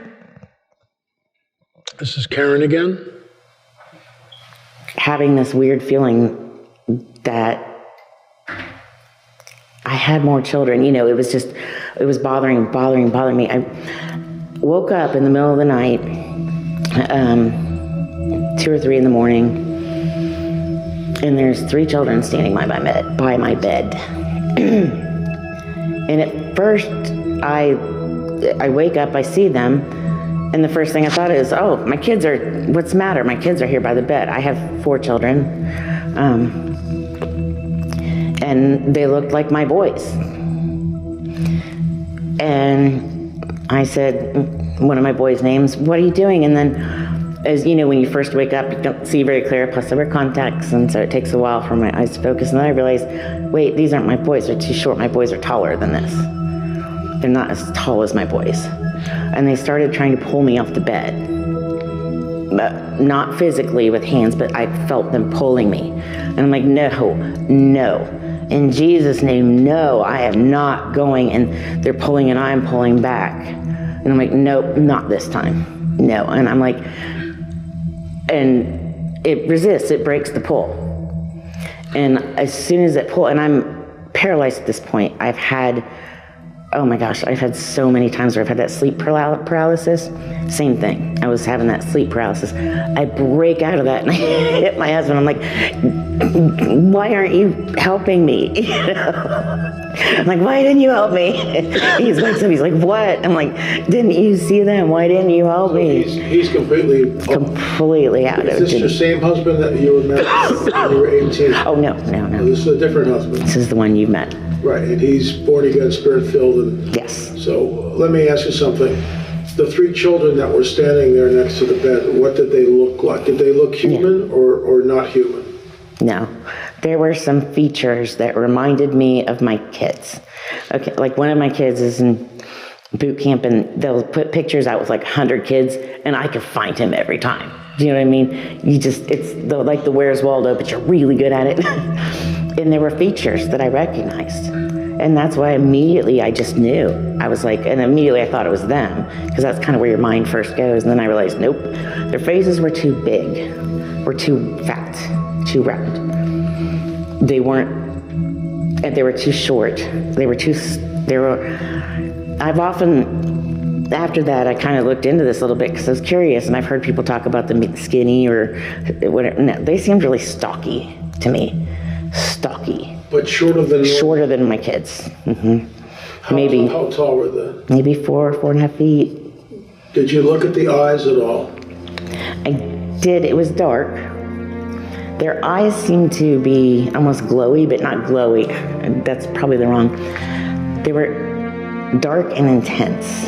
Larger than normal human beings? Oh, yeah. Very much so. So they were, without putting words in your mouth, is it safe to say that there was perhaps an alien component to the children that were there? Oh, for sure. And what bothered me about it, and I really had to pray on this for a while, because at first,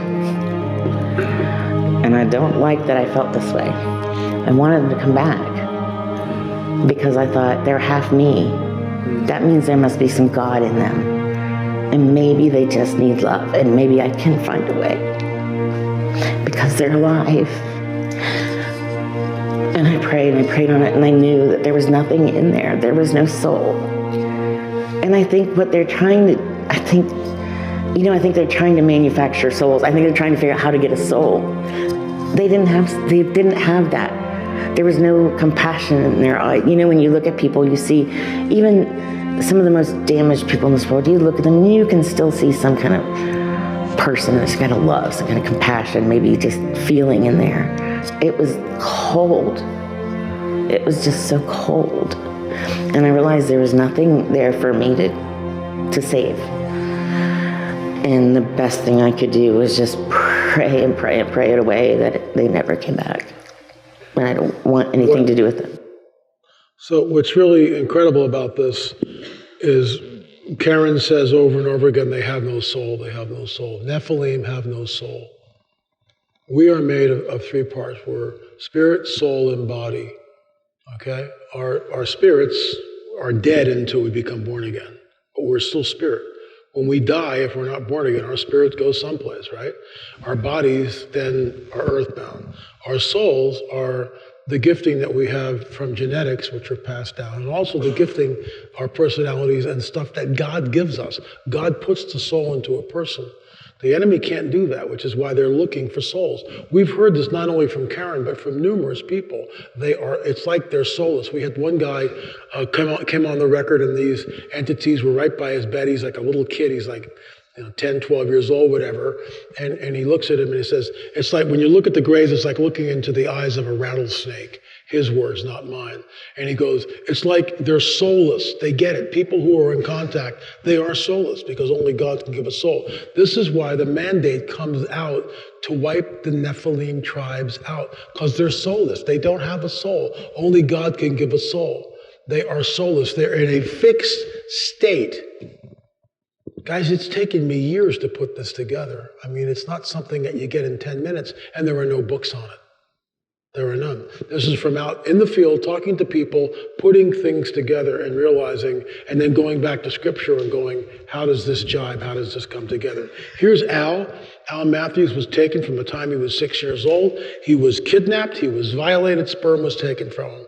Just like Karen, she's impregnated by them 3 different times, and they take the child, three different pregnancies. All children are taken from her.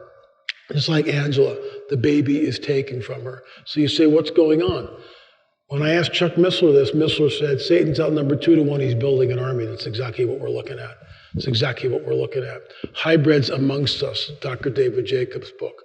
This is real, and it's right out of Hell's Kitchen, and it's a very carefully guarded secret. So Al is driving in the car. He's on his way home from work. He's been abducted since he was like 6 years old, just like Karen. He's been abducted, and now he's in his car, and he knows he's going to be switched off. An abductee will know when they're here, when they're going to be abducted. They usually have 3 or 4 seconds before they're taken like that. They know what it feels like. Sure enough, Al is in the car. He's switched off. Hours later, he's awakened, and he's in the car, and the car is coming down from the ship like this, floating, and you'll hear his own testimony. Here it is.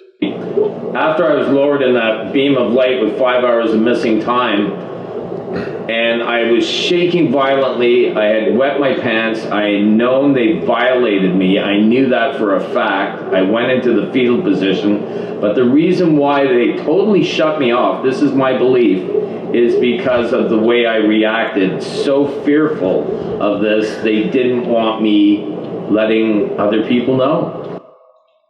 So he's got 3 hours of missing time. We've talked to other people that have had 4 or 5 hours of missing time, sometimes a couple of days of missing time. It's all across the board.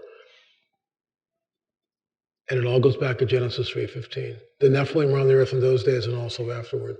Look, folks, I'm not making this stuff up, and I'm not here to scare you. I'm here to educate us, all of us, including myself. And what we need to walk in is not fear, but of love, power, and a sound mind. But all we're doing here, this is the deep end of the pool. This is the deep end of the pool. There's nothing deeper than this. There's not. This is it. This is the end game. This is the dragon's end game. We're in the deep end of the pool. You got to tread water. Got to have your armor on every single day. Got to put it on, got to walk in it, and understand the times which we find ourselves in. A couple hundred years ago, didn't matter. This stuff wasn't going on. Not like it's going on today. Since World War II, this thing has ramped up like in ways that you can't believe. And the hybrids, there seems to be a progression. You go back into the early 90s, and the hybrids that are seen look more alien than human. They're very sickly looking. They've got long, stringy blonde hair. Then you get into what Karen's, when she sees her boys from 20 years ago, and they're short and stocky. Those, in my opinion, are those the black-eyed kids.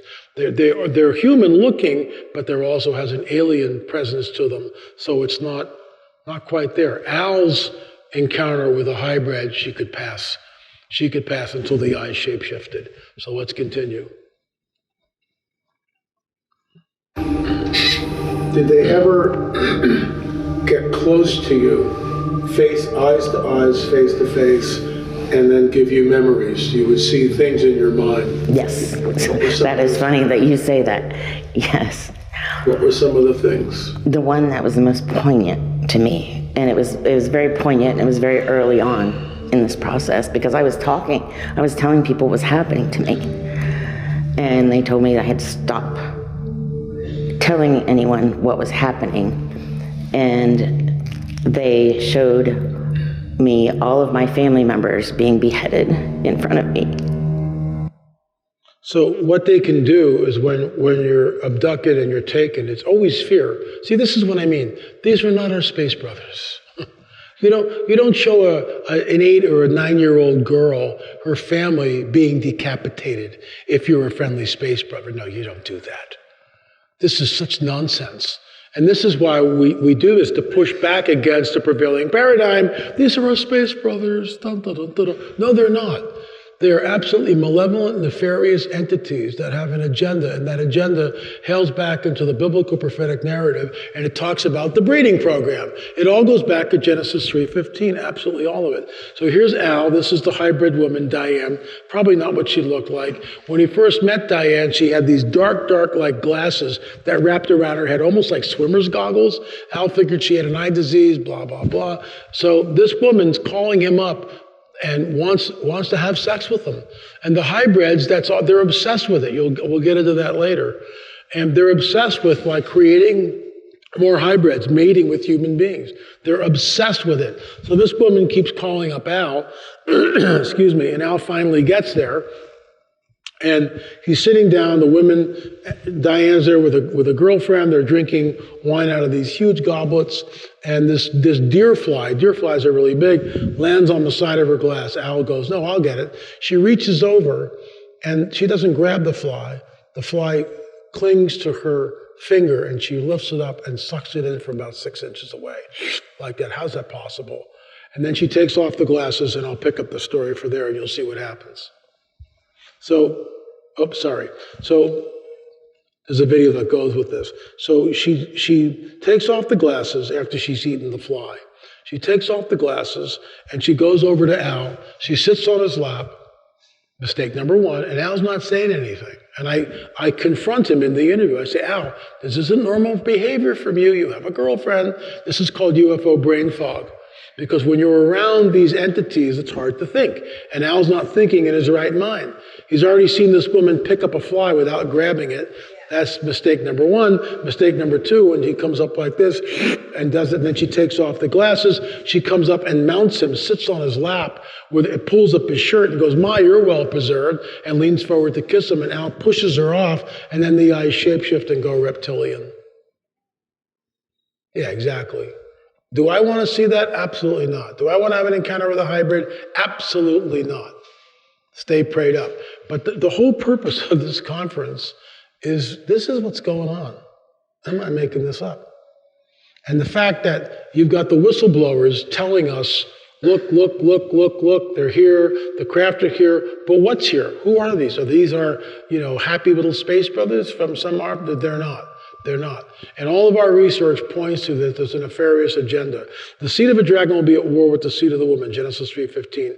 As it was in the days of Noah, so will be at the coming of the Son of Man. You can say, L.A. Marzulli, I think you're absolutely off your rocker. I'm not buying any of this. I'm just going to eat some baked cookies and leave me alone, right? You can go there. But the bottom line is Jesus warns us in Matthew 24. He points back to what? He points back to the days of Noah. What differentiates the days of Noah from any other time? And this is what drives me nuts about the bad exegesis that some people, it's the godly line of Seth.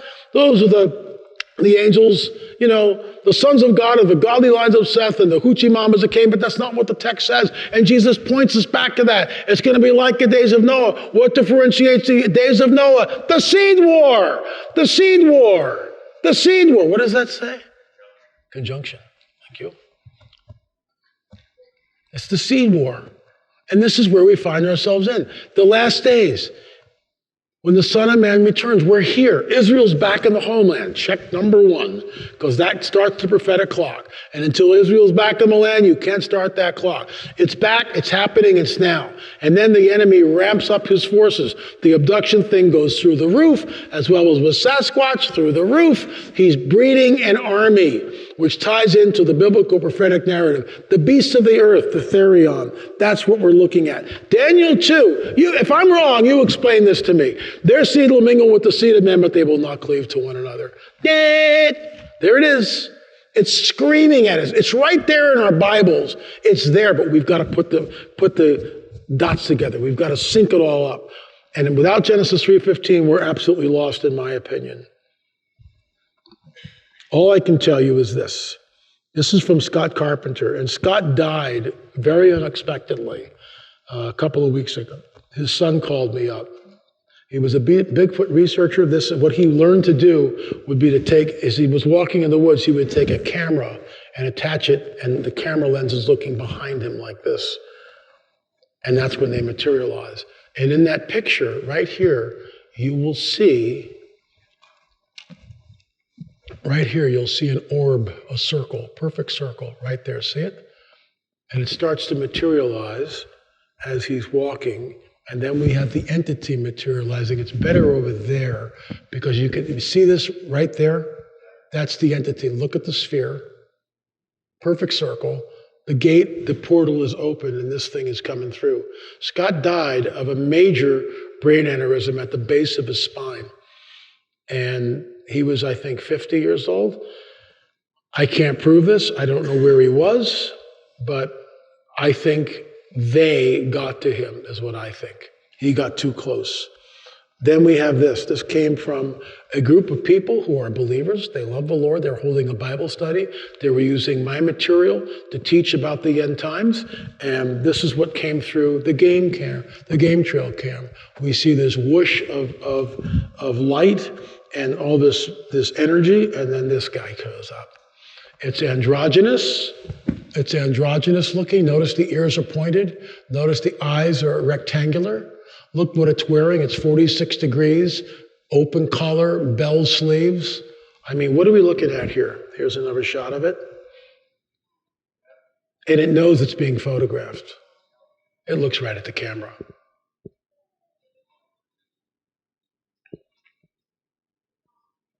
It's a pretty good shot, a little bit doctoring.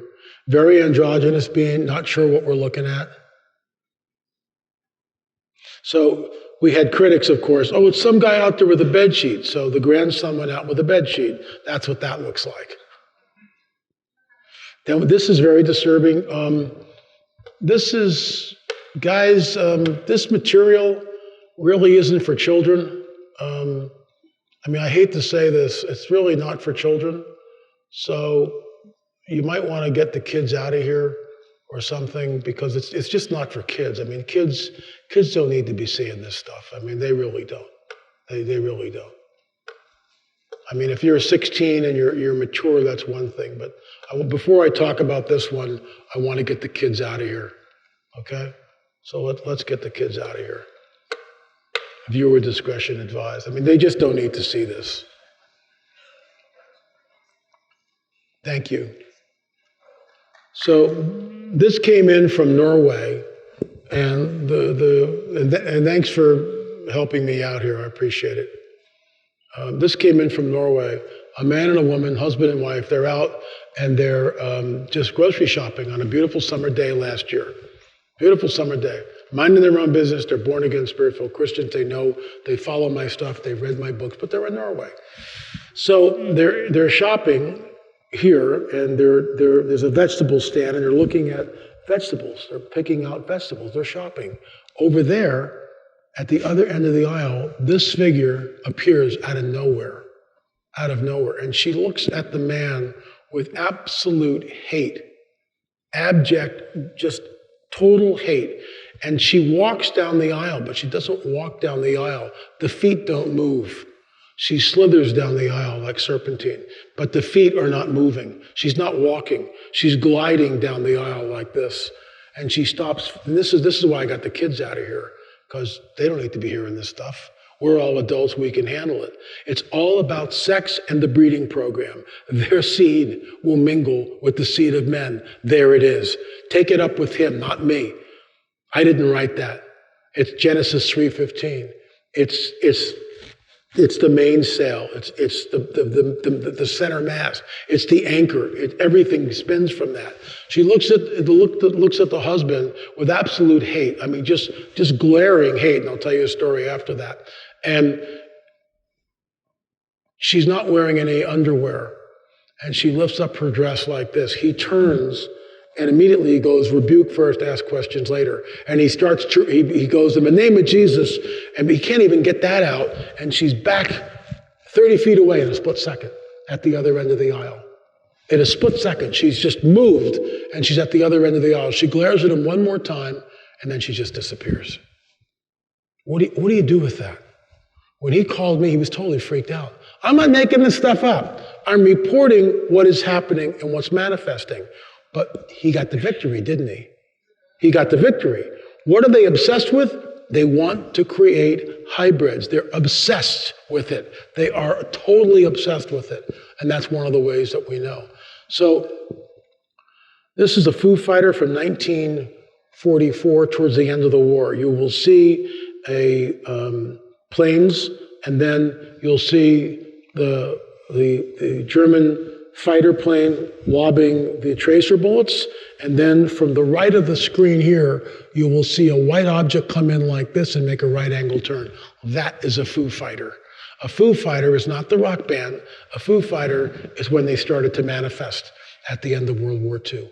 That's when they really started. That's when everything ramped up. When did Roswell happen? 1947. When did Israel become a nation? 1948.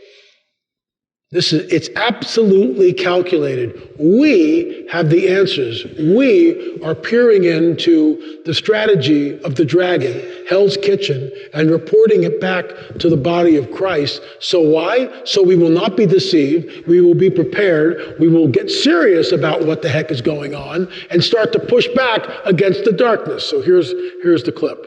There are the tracer bullets. There are the tracers. Watch right here. The scene will shift. Plane's moving, and then it'll cut and go to another plane. And it focuses on this guy. Now you'll see the tracer bullets come out. And look right here. Look right here. And here comes the Foo Fighter. There it is right there. Watch the right angle turn. Yeah. That's a Foo Fighter. 1945, 1944, right around in there. Pilots reported them. They called them Foo Fighters because they didn't know what they were. In slow motion. It's not a tracer. It's not an airplane.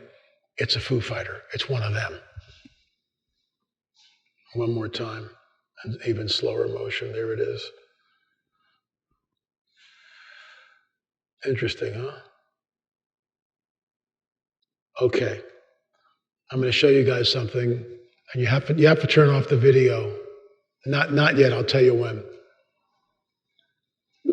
So I'm going to show you this first. This is from White Sands, and you'll see a tic-tac-shaped UFO come down, hit the ground once, come up, hit the ground again, and then blast into a gazillion pieces. There's the UFO, hits the ground, comes back up, hits the ground again, and watch what happens to it.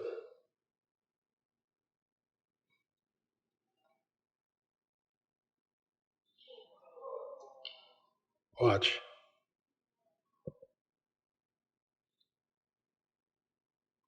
This was smuggled out of White Sands. I don't know by whom, but I got a hold of it.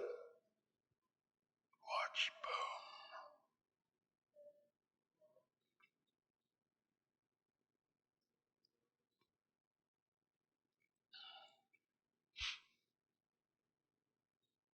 boom.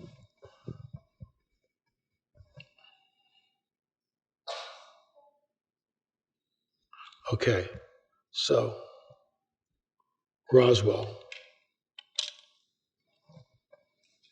New Mexico. You can keep this on. We're okay. I'll tell you why. This is part of our film.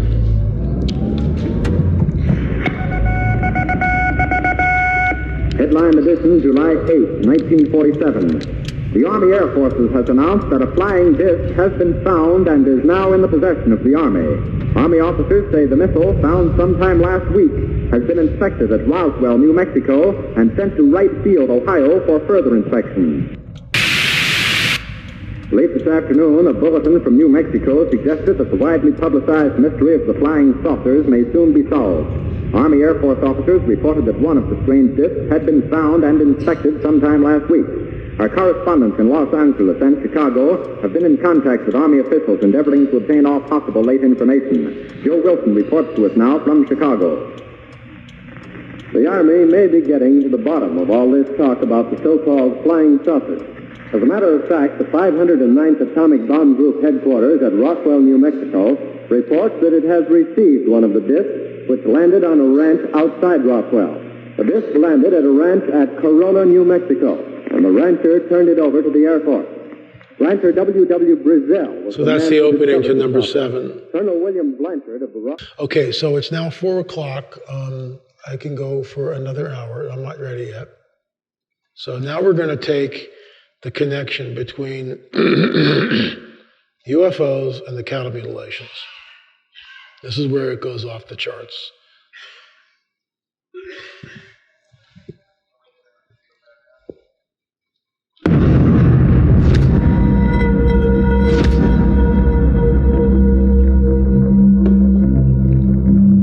Notice the headlines. These are all recent headlines. 6 cows in Texas found dead with their tongues cut out. So they're showing you what's going on. 6 mutilated cows found dead with their tongues. It's all over the news media. Cattle mysteriously found dead with their tongues cut out.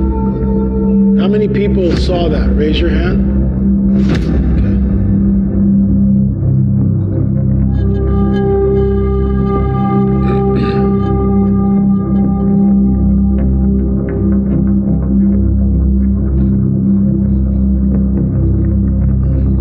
That's exactly what this is.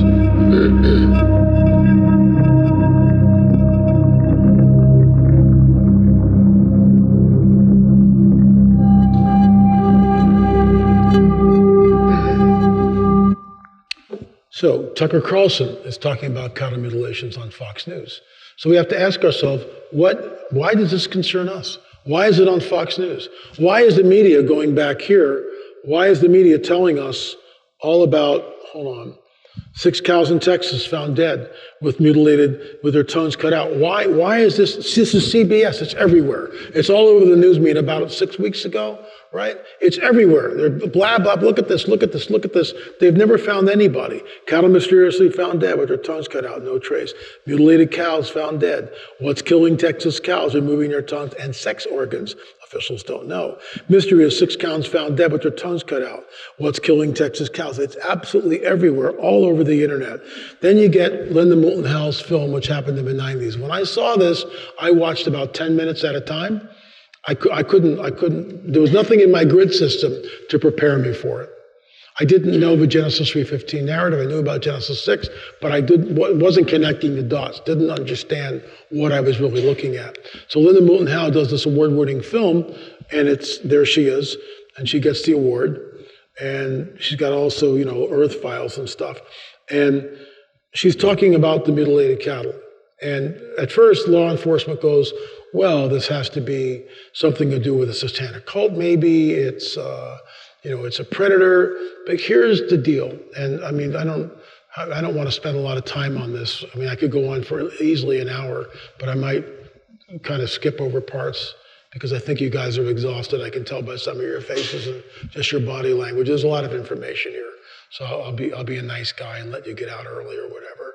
We'll do some Q&A because I know you got questions. So the bottom line is this. There is no blood in the animal. The animal is completely drained of blood, completely drained of blood. The sex organs are cored out. The eye is cored out. An ear is cored out. I mean, it's absolutely disgusting. And as you'll see later, why are they doing this? What's the point? Cattle are found mutilated on ranch. 1970s brought a swell of unexplained livestock death across America's rural West. 7 cattle were found mutilated in Round Valley. This is ground zero. This is Snippy the horse. This is where the first mutilation that really got the press involved. We actually interviewed the woman who owns the skeleton of Snippy the horse. Cattle mutilation mystery continues. UFO sightings reported. FBI joins investigation of animal mutilations. This has been going on for decades. Law enforcement has never brought anybody to justice. The cow is placed in the field after it's been mutilated. It's completely drained of blood. The coyotes, which will eat anything, including a used candy wrapper, they won't get near it. Won't get near it. Vultures won't get near it. Nothing eats them. It just sits there. Fingerprints of the dragon. Cattle mutilation, so common, ranchers rarely report new cases. The sky gods, okay? Native Americans talk about, we saw that last night, the sky gods, that's what they call them, who came down and mated with the women. It basically mirrors our Genesis 6. This is Rancher Roy, and I'll just show you some selective clips here.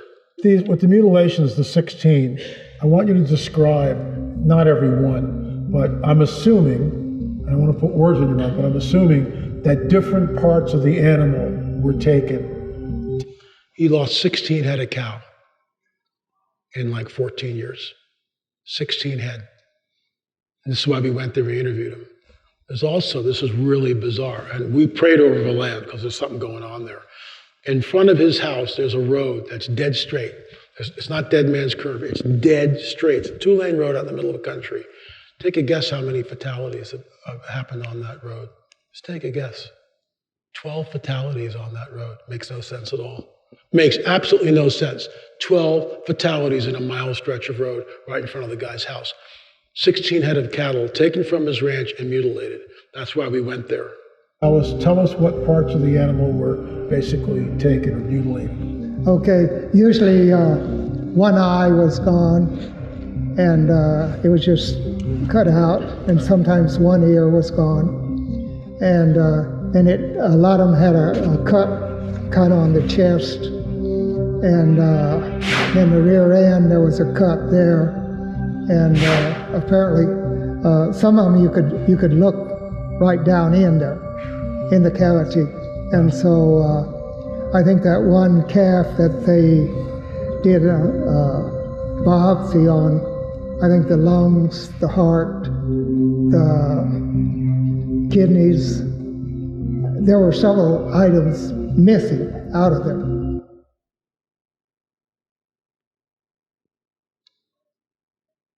Oops. There's nothing I could do about it. But let me ask you something. The level of fear, I mean, that when you come out and you see something like an animal like that, and you know it's not a bobcat or a mountain lion or a bear or a coyote or anything like that, these cuts are surgical and they're precise and the blood is drained and the scavengers won't touch the carcass. We know that from all the study that Chuck and other researchers have done with the cattle mutilation. So when you look at this, I mean, what the fear level from 1 to 10, what's the fear level? I guess it's 8. I don't know. Okay. You know, so it's way up there. It's way up there, and then I guess the more I have it, the fear kind of goes down. But you still worry what's going to happen next. So I think he's being. I don't want to put words in the guy's mouth, but you know, between 1 and 10, what's the fear level? An 8? That's his words. It's an 8. You kind of get used to it, but it's an 8. It's like way up there. So you learn to live with it, but he's not a happy camper. When I pushed her back, when she went to kiss me, I pushed her back, her eyes shape-shifted. The whites went to a golden color with black streaks, and her pupils shrunk. I upset her, and that's what happened. when I pushed her back, her eyes shape-shifted, and I pushed her off me. That was my reaction. And I said, what the heck was that? And she gave me the most evil laugh you've ever heard. And I got the heck out of there. And that's when he came to the Lord. They called us up, and we witnessed to Al. We sent him resources, we sent him books, and about 2 weeks later, he gave his life to Jesus. The abductions have stopped. He's no longer being abducted. This is Snippy the horse. So tell us the backstory here. What's with this horse? She was discovered in 1967. The woman who owned her, her name was Nellie Lewis, and the horse was over here on the King Ranch, which is over by Mount Blanca. But they found her after she'd been missing for over a day. When they found her, she was totally stripped from the shoulder to the nose. All that was left was bones.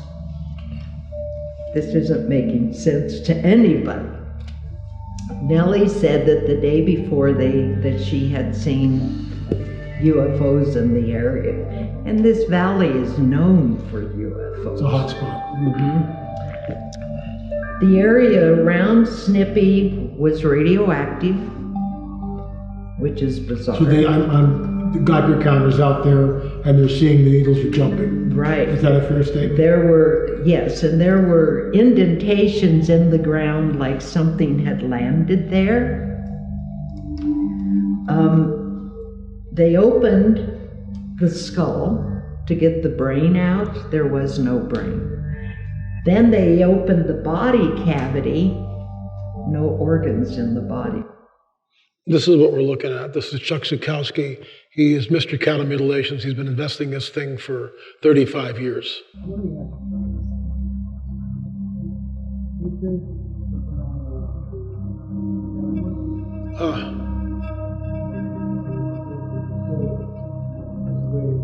Let me try this again. It looks like we're not getting the audio.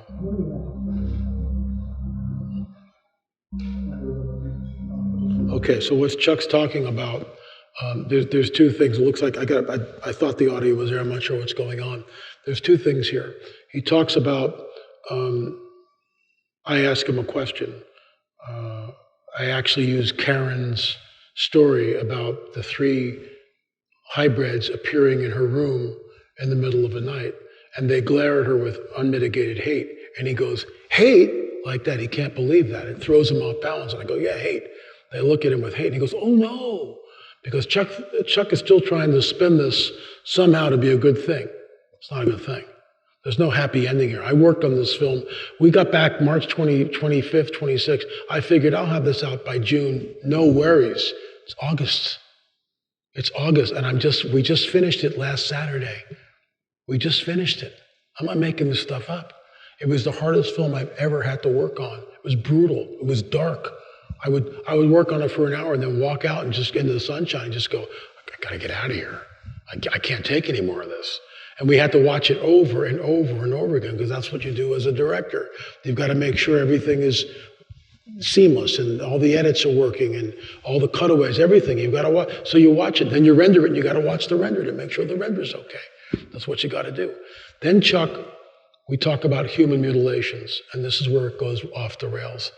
He talks about, and I've also talked to people, there's a woman slumped over in Canada, slumped over her wheel like this. Officer goes up, knocks on her windshield, unresponsive. They call the coroner comes out, looks at her, they open her up, circle like this. All the organs are completely taken out. This is what we're up against. This is what's going on. And it's not being reported. I'm reporting on it. So it's incredibly bizarre. And this is where we get into, ties it all together. So Brett Baer talks about unexplained pregnancies. I'll reiterate quickly. A woman is abducted, sometimes from the time she's 6 years old until puberty. Then she's impregnated by them. In the 3rd month of pregnancy, she is re-abducted. They take the baby out of the woman. You heard Karen say it. You heard Angela say it. What happened to the baby? We don't know. That baby can't live outside the womb Human blood, let me go here. Blood product from cattle wins approval for use in humans. Human blood and bovine blood, blood from a cow, are interchangeable. You can use blood from a cow in transfusions. So what they are doing, and this is no one's put this together, we put it together. What they are doing is they're creating artificial wombs. That's what the body parts from the cow is used for. They are creating artificial wombs. That's why it goes on and on and on and on and on. That's why they never bring anybody to justice. They take the material and they are creating artificial wombs. The cow is drained from blood. There's no blood in the animal whatsoever. And it's done on board the ship. It's not done on the ground. And then the udders are taken, the sex organs are taken, it's all genetic material. It's used to create artificial wombs. So they take the woman who has been raped, basically, kidnapped and raped, and now she's carrying the child. They take that child from her and they place it in an artificial womb which they've constructed. Their seed will mingle with the seed of men, but they will not cleave to them. This is what's happening. It's incredibly sobering. It's very dark. It's a look into Hell's Kitchen. Who wants to go there? It's like, spending a week in an Auschwitz. Who wants to do that? Nobody. That's what this is. That's how dark it is. All we've done is expose the deception of the prince of the power of the air. And I think we're heralding the return of Jesus because you can't fix this anymore. He's got to be coming back soon. There's no doubt about it. We are in the days of Noah on steroids, so he's got to be coming back. Parents can look at their fetus in real time, artificial wombs in the future. German scientists are developing world's first artificial womb facility, and that's what it looks like. The seed of a dragon will be at war with the seed of the woman, Genesis 3:15. And if we don't understand that, we don't understand what's going on in modernity. Their seed will mingle with the seed of men, but they will not cleave to them, as it was in the days of Noah. So it will be, as it was in the days of Noah, so will be the coming of the Son of Man. Their seed will mingle with the seed of men, but they will not cleave to them. How do we finish strong? Okay, now you've got all this information, so what do you do with it? We've got a ton of resources out there. If you don't want to get anything, that's your business. I'm not trying to sell you anything. But we've got resources, and we made the resources to educate people. You invite people over. If Larry's not your pastor, maybe you give him some resource, and you say, you need to look at this. And if he poo-poos you, maybe you need to look for another church. I mean that, because he's asleep at the wheel. And it's okay, rebuke and love. You don't get in the guy's face, but you say, hey man, you do it in love. Maybe you really need to look at this. Please look at it, please. And if he's adamant about it, fine. So he's closed to it, that's okay. That's on him. But there are millions of Christians globally who have no idea what's going on. That's where we come in. That's what we do. We get emails all week long from people. Thank you, LA, for what you're doing. Thank you for what you and your team are doing. You're exposing the works of darkness. And that's what our mission statement is. And to herald the return of King Jesus, because you can't fix this anymore. You can't. It's gone. This is the days of Noah, and we are in it. How do we finish strong? We stand and we push back against the darkness. We stand up and push back against the darkness. You know what's going on. We don't cower in fear. I'm not cowering in fear because we know greater is he that is in us than the scumbag, the scallywag that is in the world. End the story. We know who wins at the end.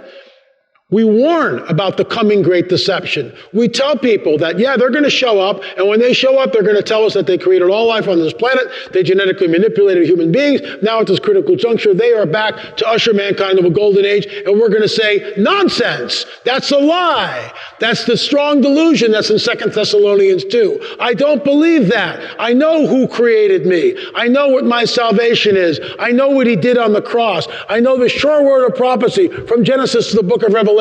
I know this. It's true. What is written will come to pass. What was foretold is unfolding right in front of our eyes. Wake up. Tell your kids and your grandkids about this. Warn them. Warn them. Be a Berean and warn them. Tell your pastor. My gosh, what are you waiting for? Look at Grush. Just show him that clip on your iPhone. Hey, pastor, and if he poo-poos it, shame on him. He's clueless, with all due respect. You got to put your arms around him and go, pastor, you need to get into this. You need to understand this is the coming great deception. It's here. They're promulgating this thing like white on rice. You need to wake up as many people as possible. So, full disclosure, what will ET tell us? And here's the deal with the nuke sites. Here's the deal with the nuke sites. See? And it's this. And the Lord just gave me this about a week or two ago. He just gave me this. When the demoniac when Jesus meets the demoniac, who are you? Legion, we are many. And they, don't send this into the abyss. It's not our time yet. Wait a minute. What do you mean it's not our time yet? How do those demons know it's not their time yet? How can they say that to the Lord? Oh, no, you can't do that. It's not our time. And so the Lord sends them into the swine. How do we know that? When the dragon is cast down to earth in the book of Revelation, he's really ticked off because what? He knows his time is short. How does he know his time is short? So you have two proof texts. Is it possible? This is complete conjecture, but I felt it was led by the Spirit of the living God. Is it possible that the ET, the fallen angels' obsession with the nuclear sites is because they know that there's going to be a nuclear event on the planet which will trigger their revealing? The late David Flynn talked about that. We talked about it on the phone before he passed away. David Flynn believed, as I do, that there's going to be a nuke that goes off someplace. Think about this. Just think about this. What's happening now in Ukraine and Russia? What are they saber rattling? Tactical nukes. You sit there and you go, have you lost your mind? Have you guys completely flipped out? Are you insane? You're actually talking about using tactical nukes? What planet am I on? Who are you people? Are you even people at all? What are you doing? This is the craziest thing I've ever heard. It's unbelievable. It's unbelievable. If a nuke goes off, hear what I'm saying. If a nuke goes off anywhere on this planet, anywhere, because the grid system is locked up, we live in a grid system that covers the planet, the satellite network. Everything is linked together. We saw it with Fukushima. We saw it with COVID. Everything is linked together. They can push the button, boom, the grid lights up. You get a nuke going off, what will that do? It will create the greatest climate of fear collectively humankind has ever experienced. And you heard it here first. The entire population of the planet will cower in fear. Guess who shows up as our saviors? Guess who shows up? That's the end game. I could be wrong. I don't think I am. That's the trigger. So how are we supposed to live? You guys know the truth.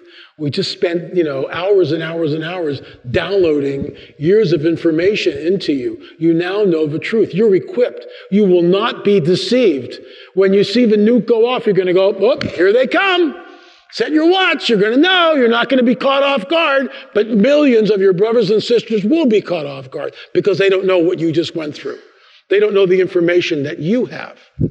That's it. We're done. Let me just pray. We'll open it up for questions. I got to go to the men's room before we do the questions, but let me pray for you guys. Father, we've not been given the spirit of fear, but of love, power, and a sound mind. We walk in that. We know, Father, from your word that is sure and true, that we have the victory in Jesus. We know that the rider on the white horse in Revelation 19 will come in the breath of his mouth.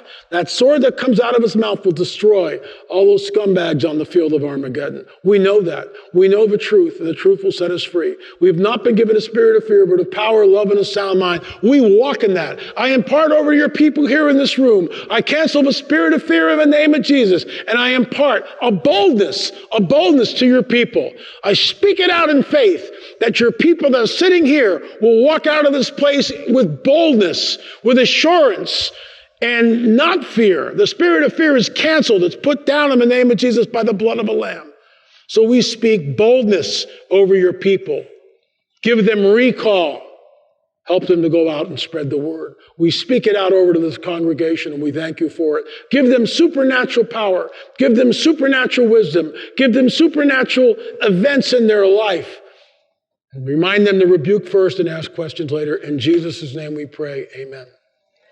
Thank you, guys.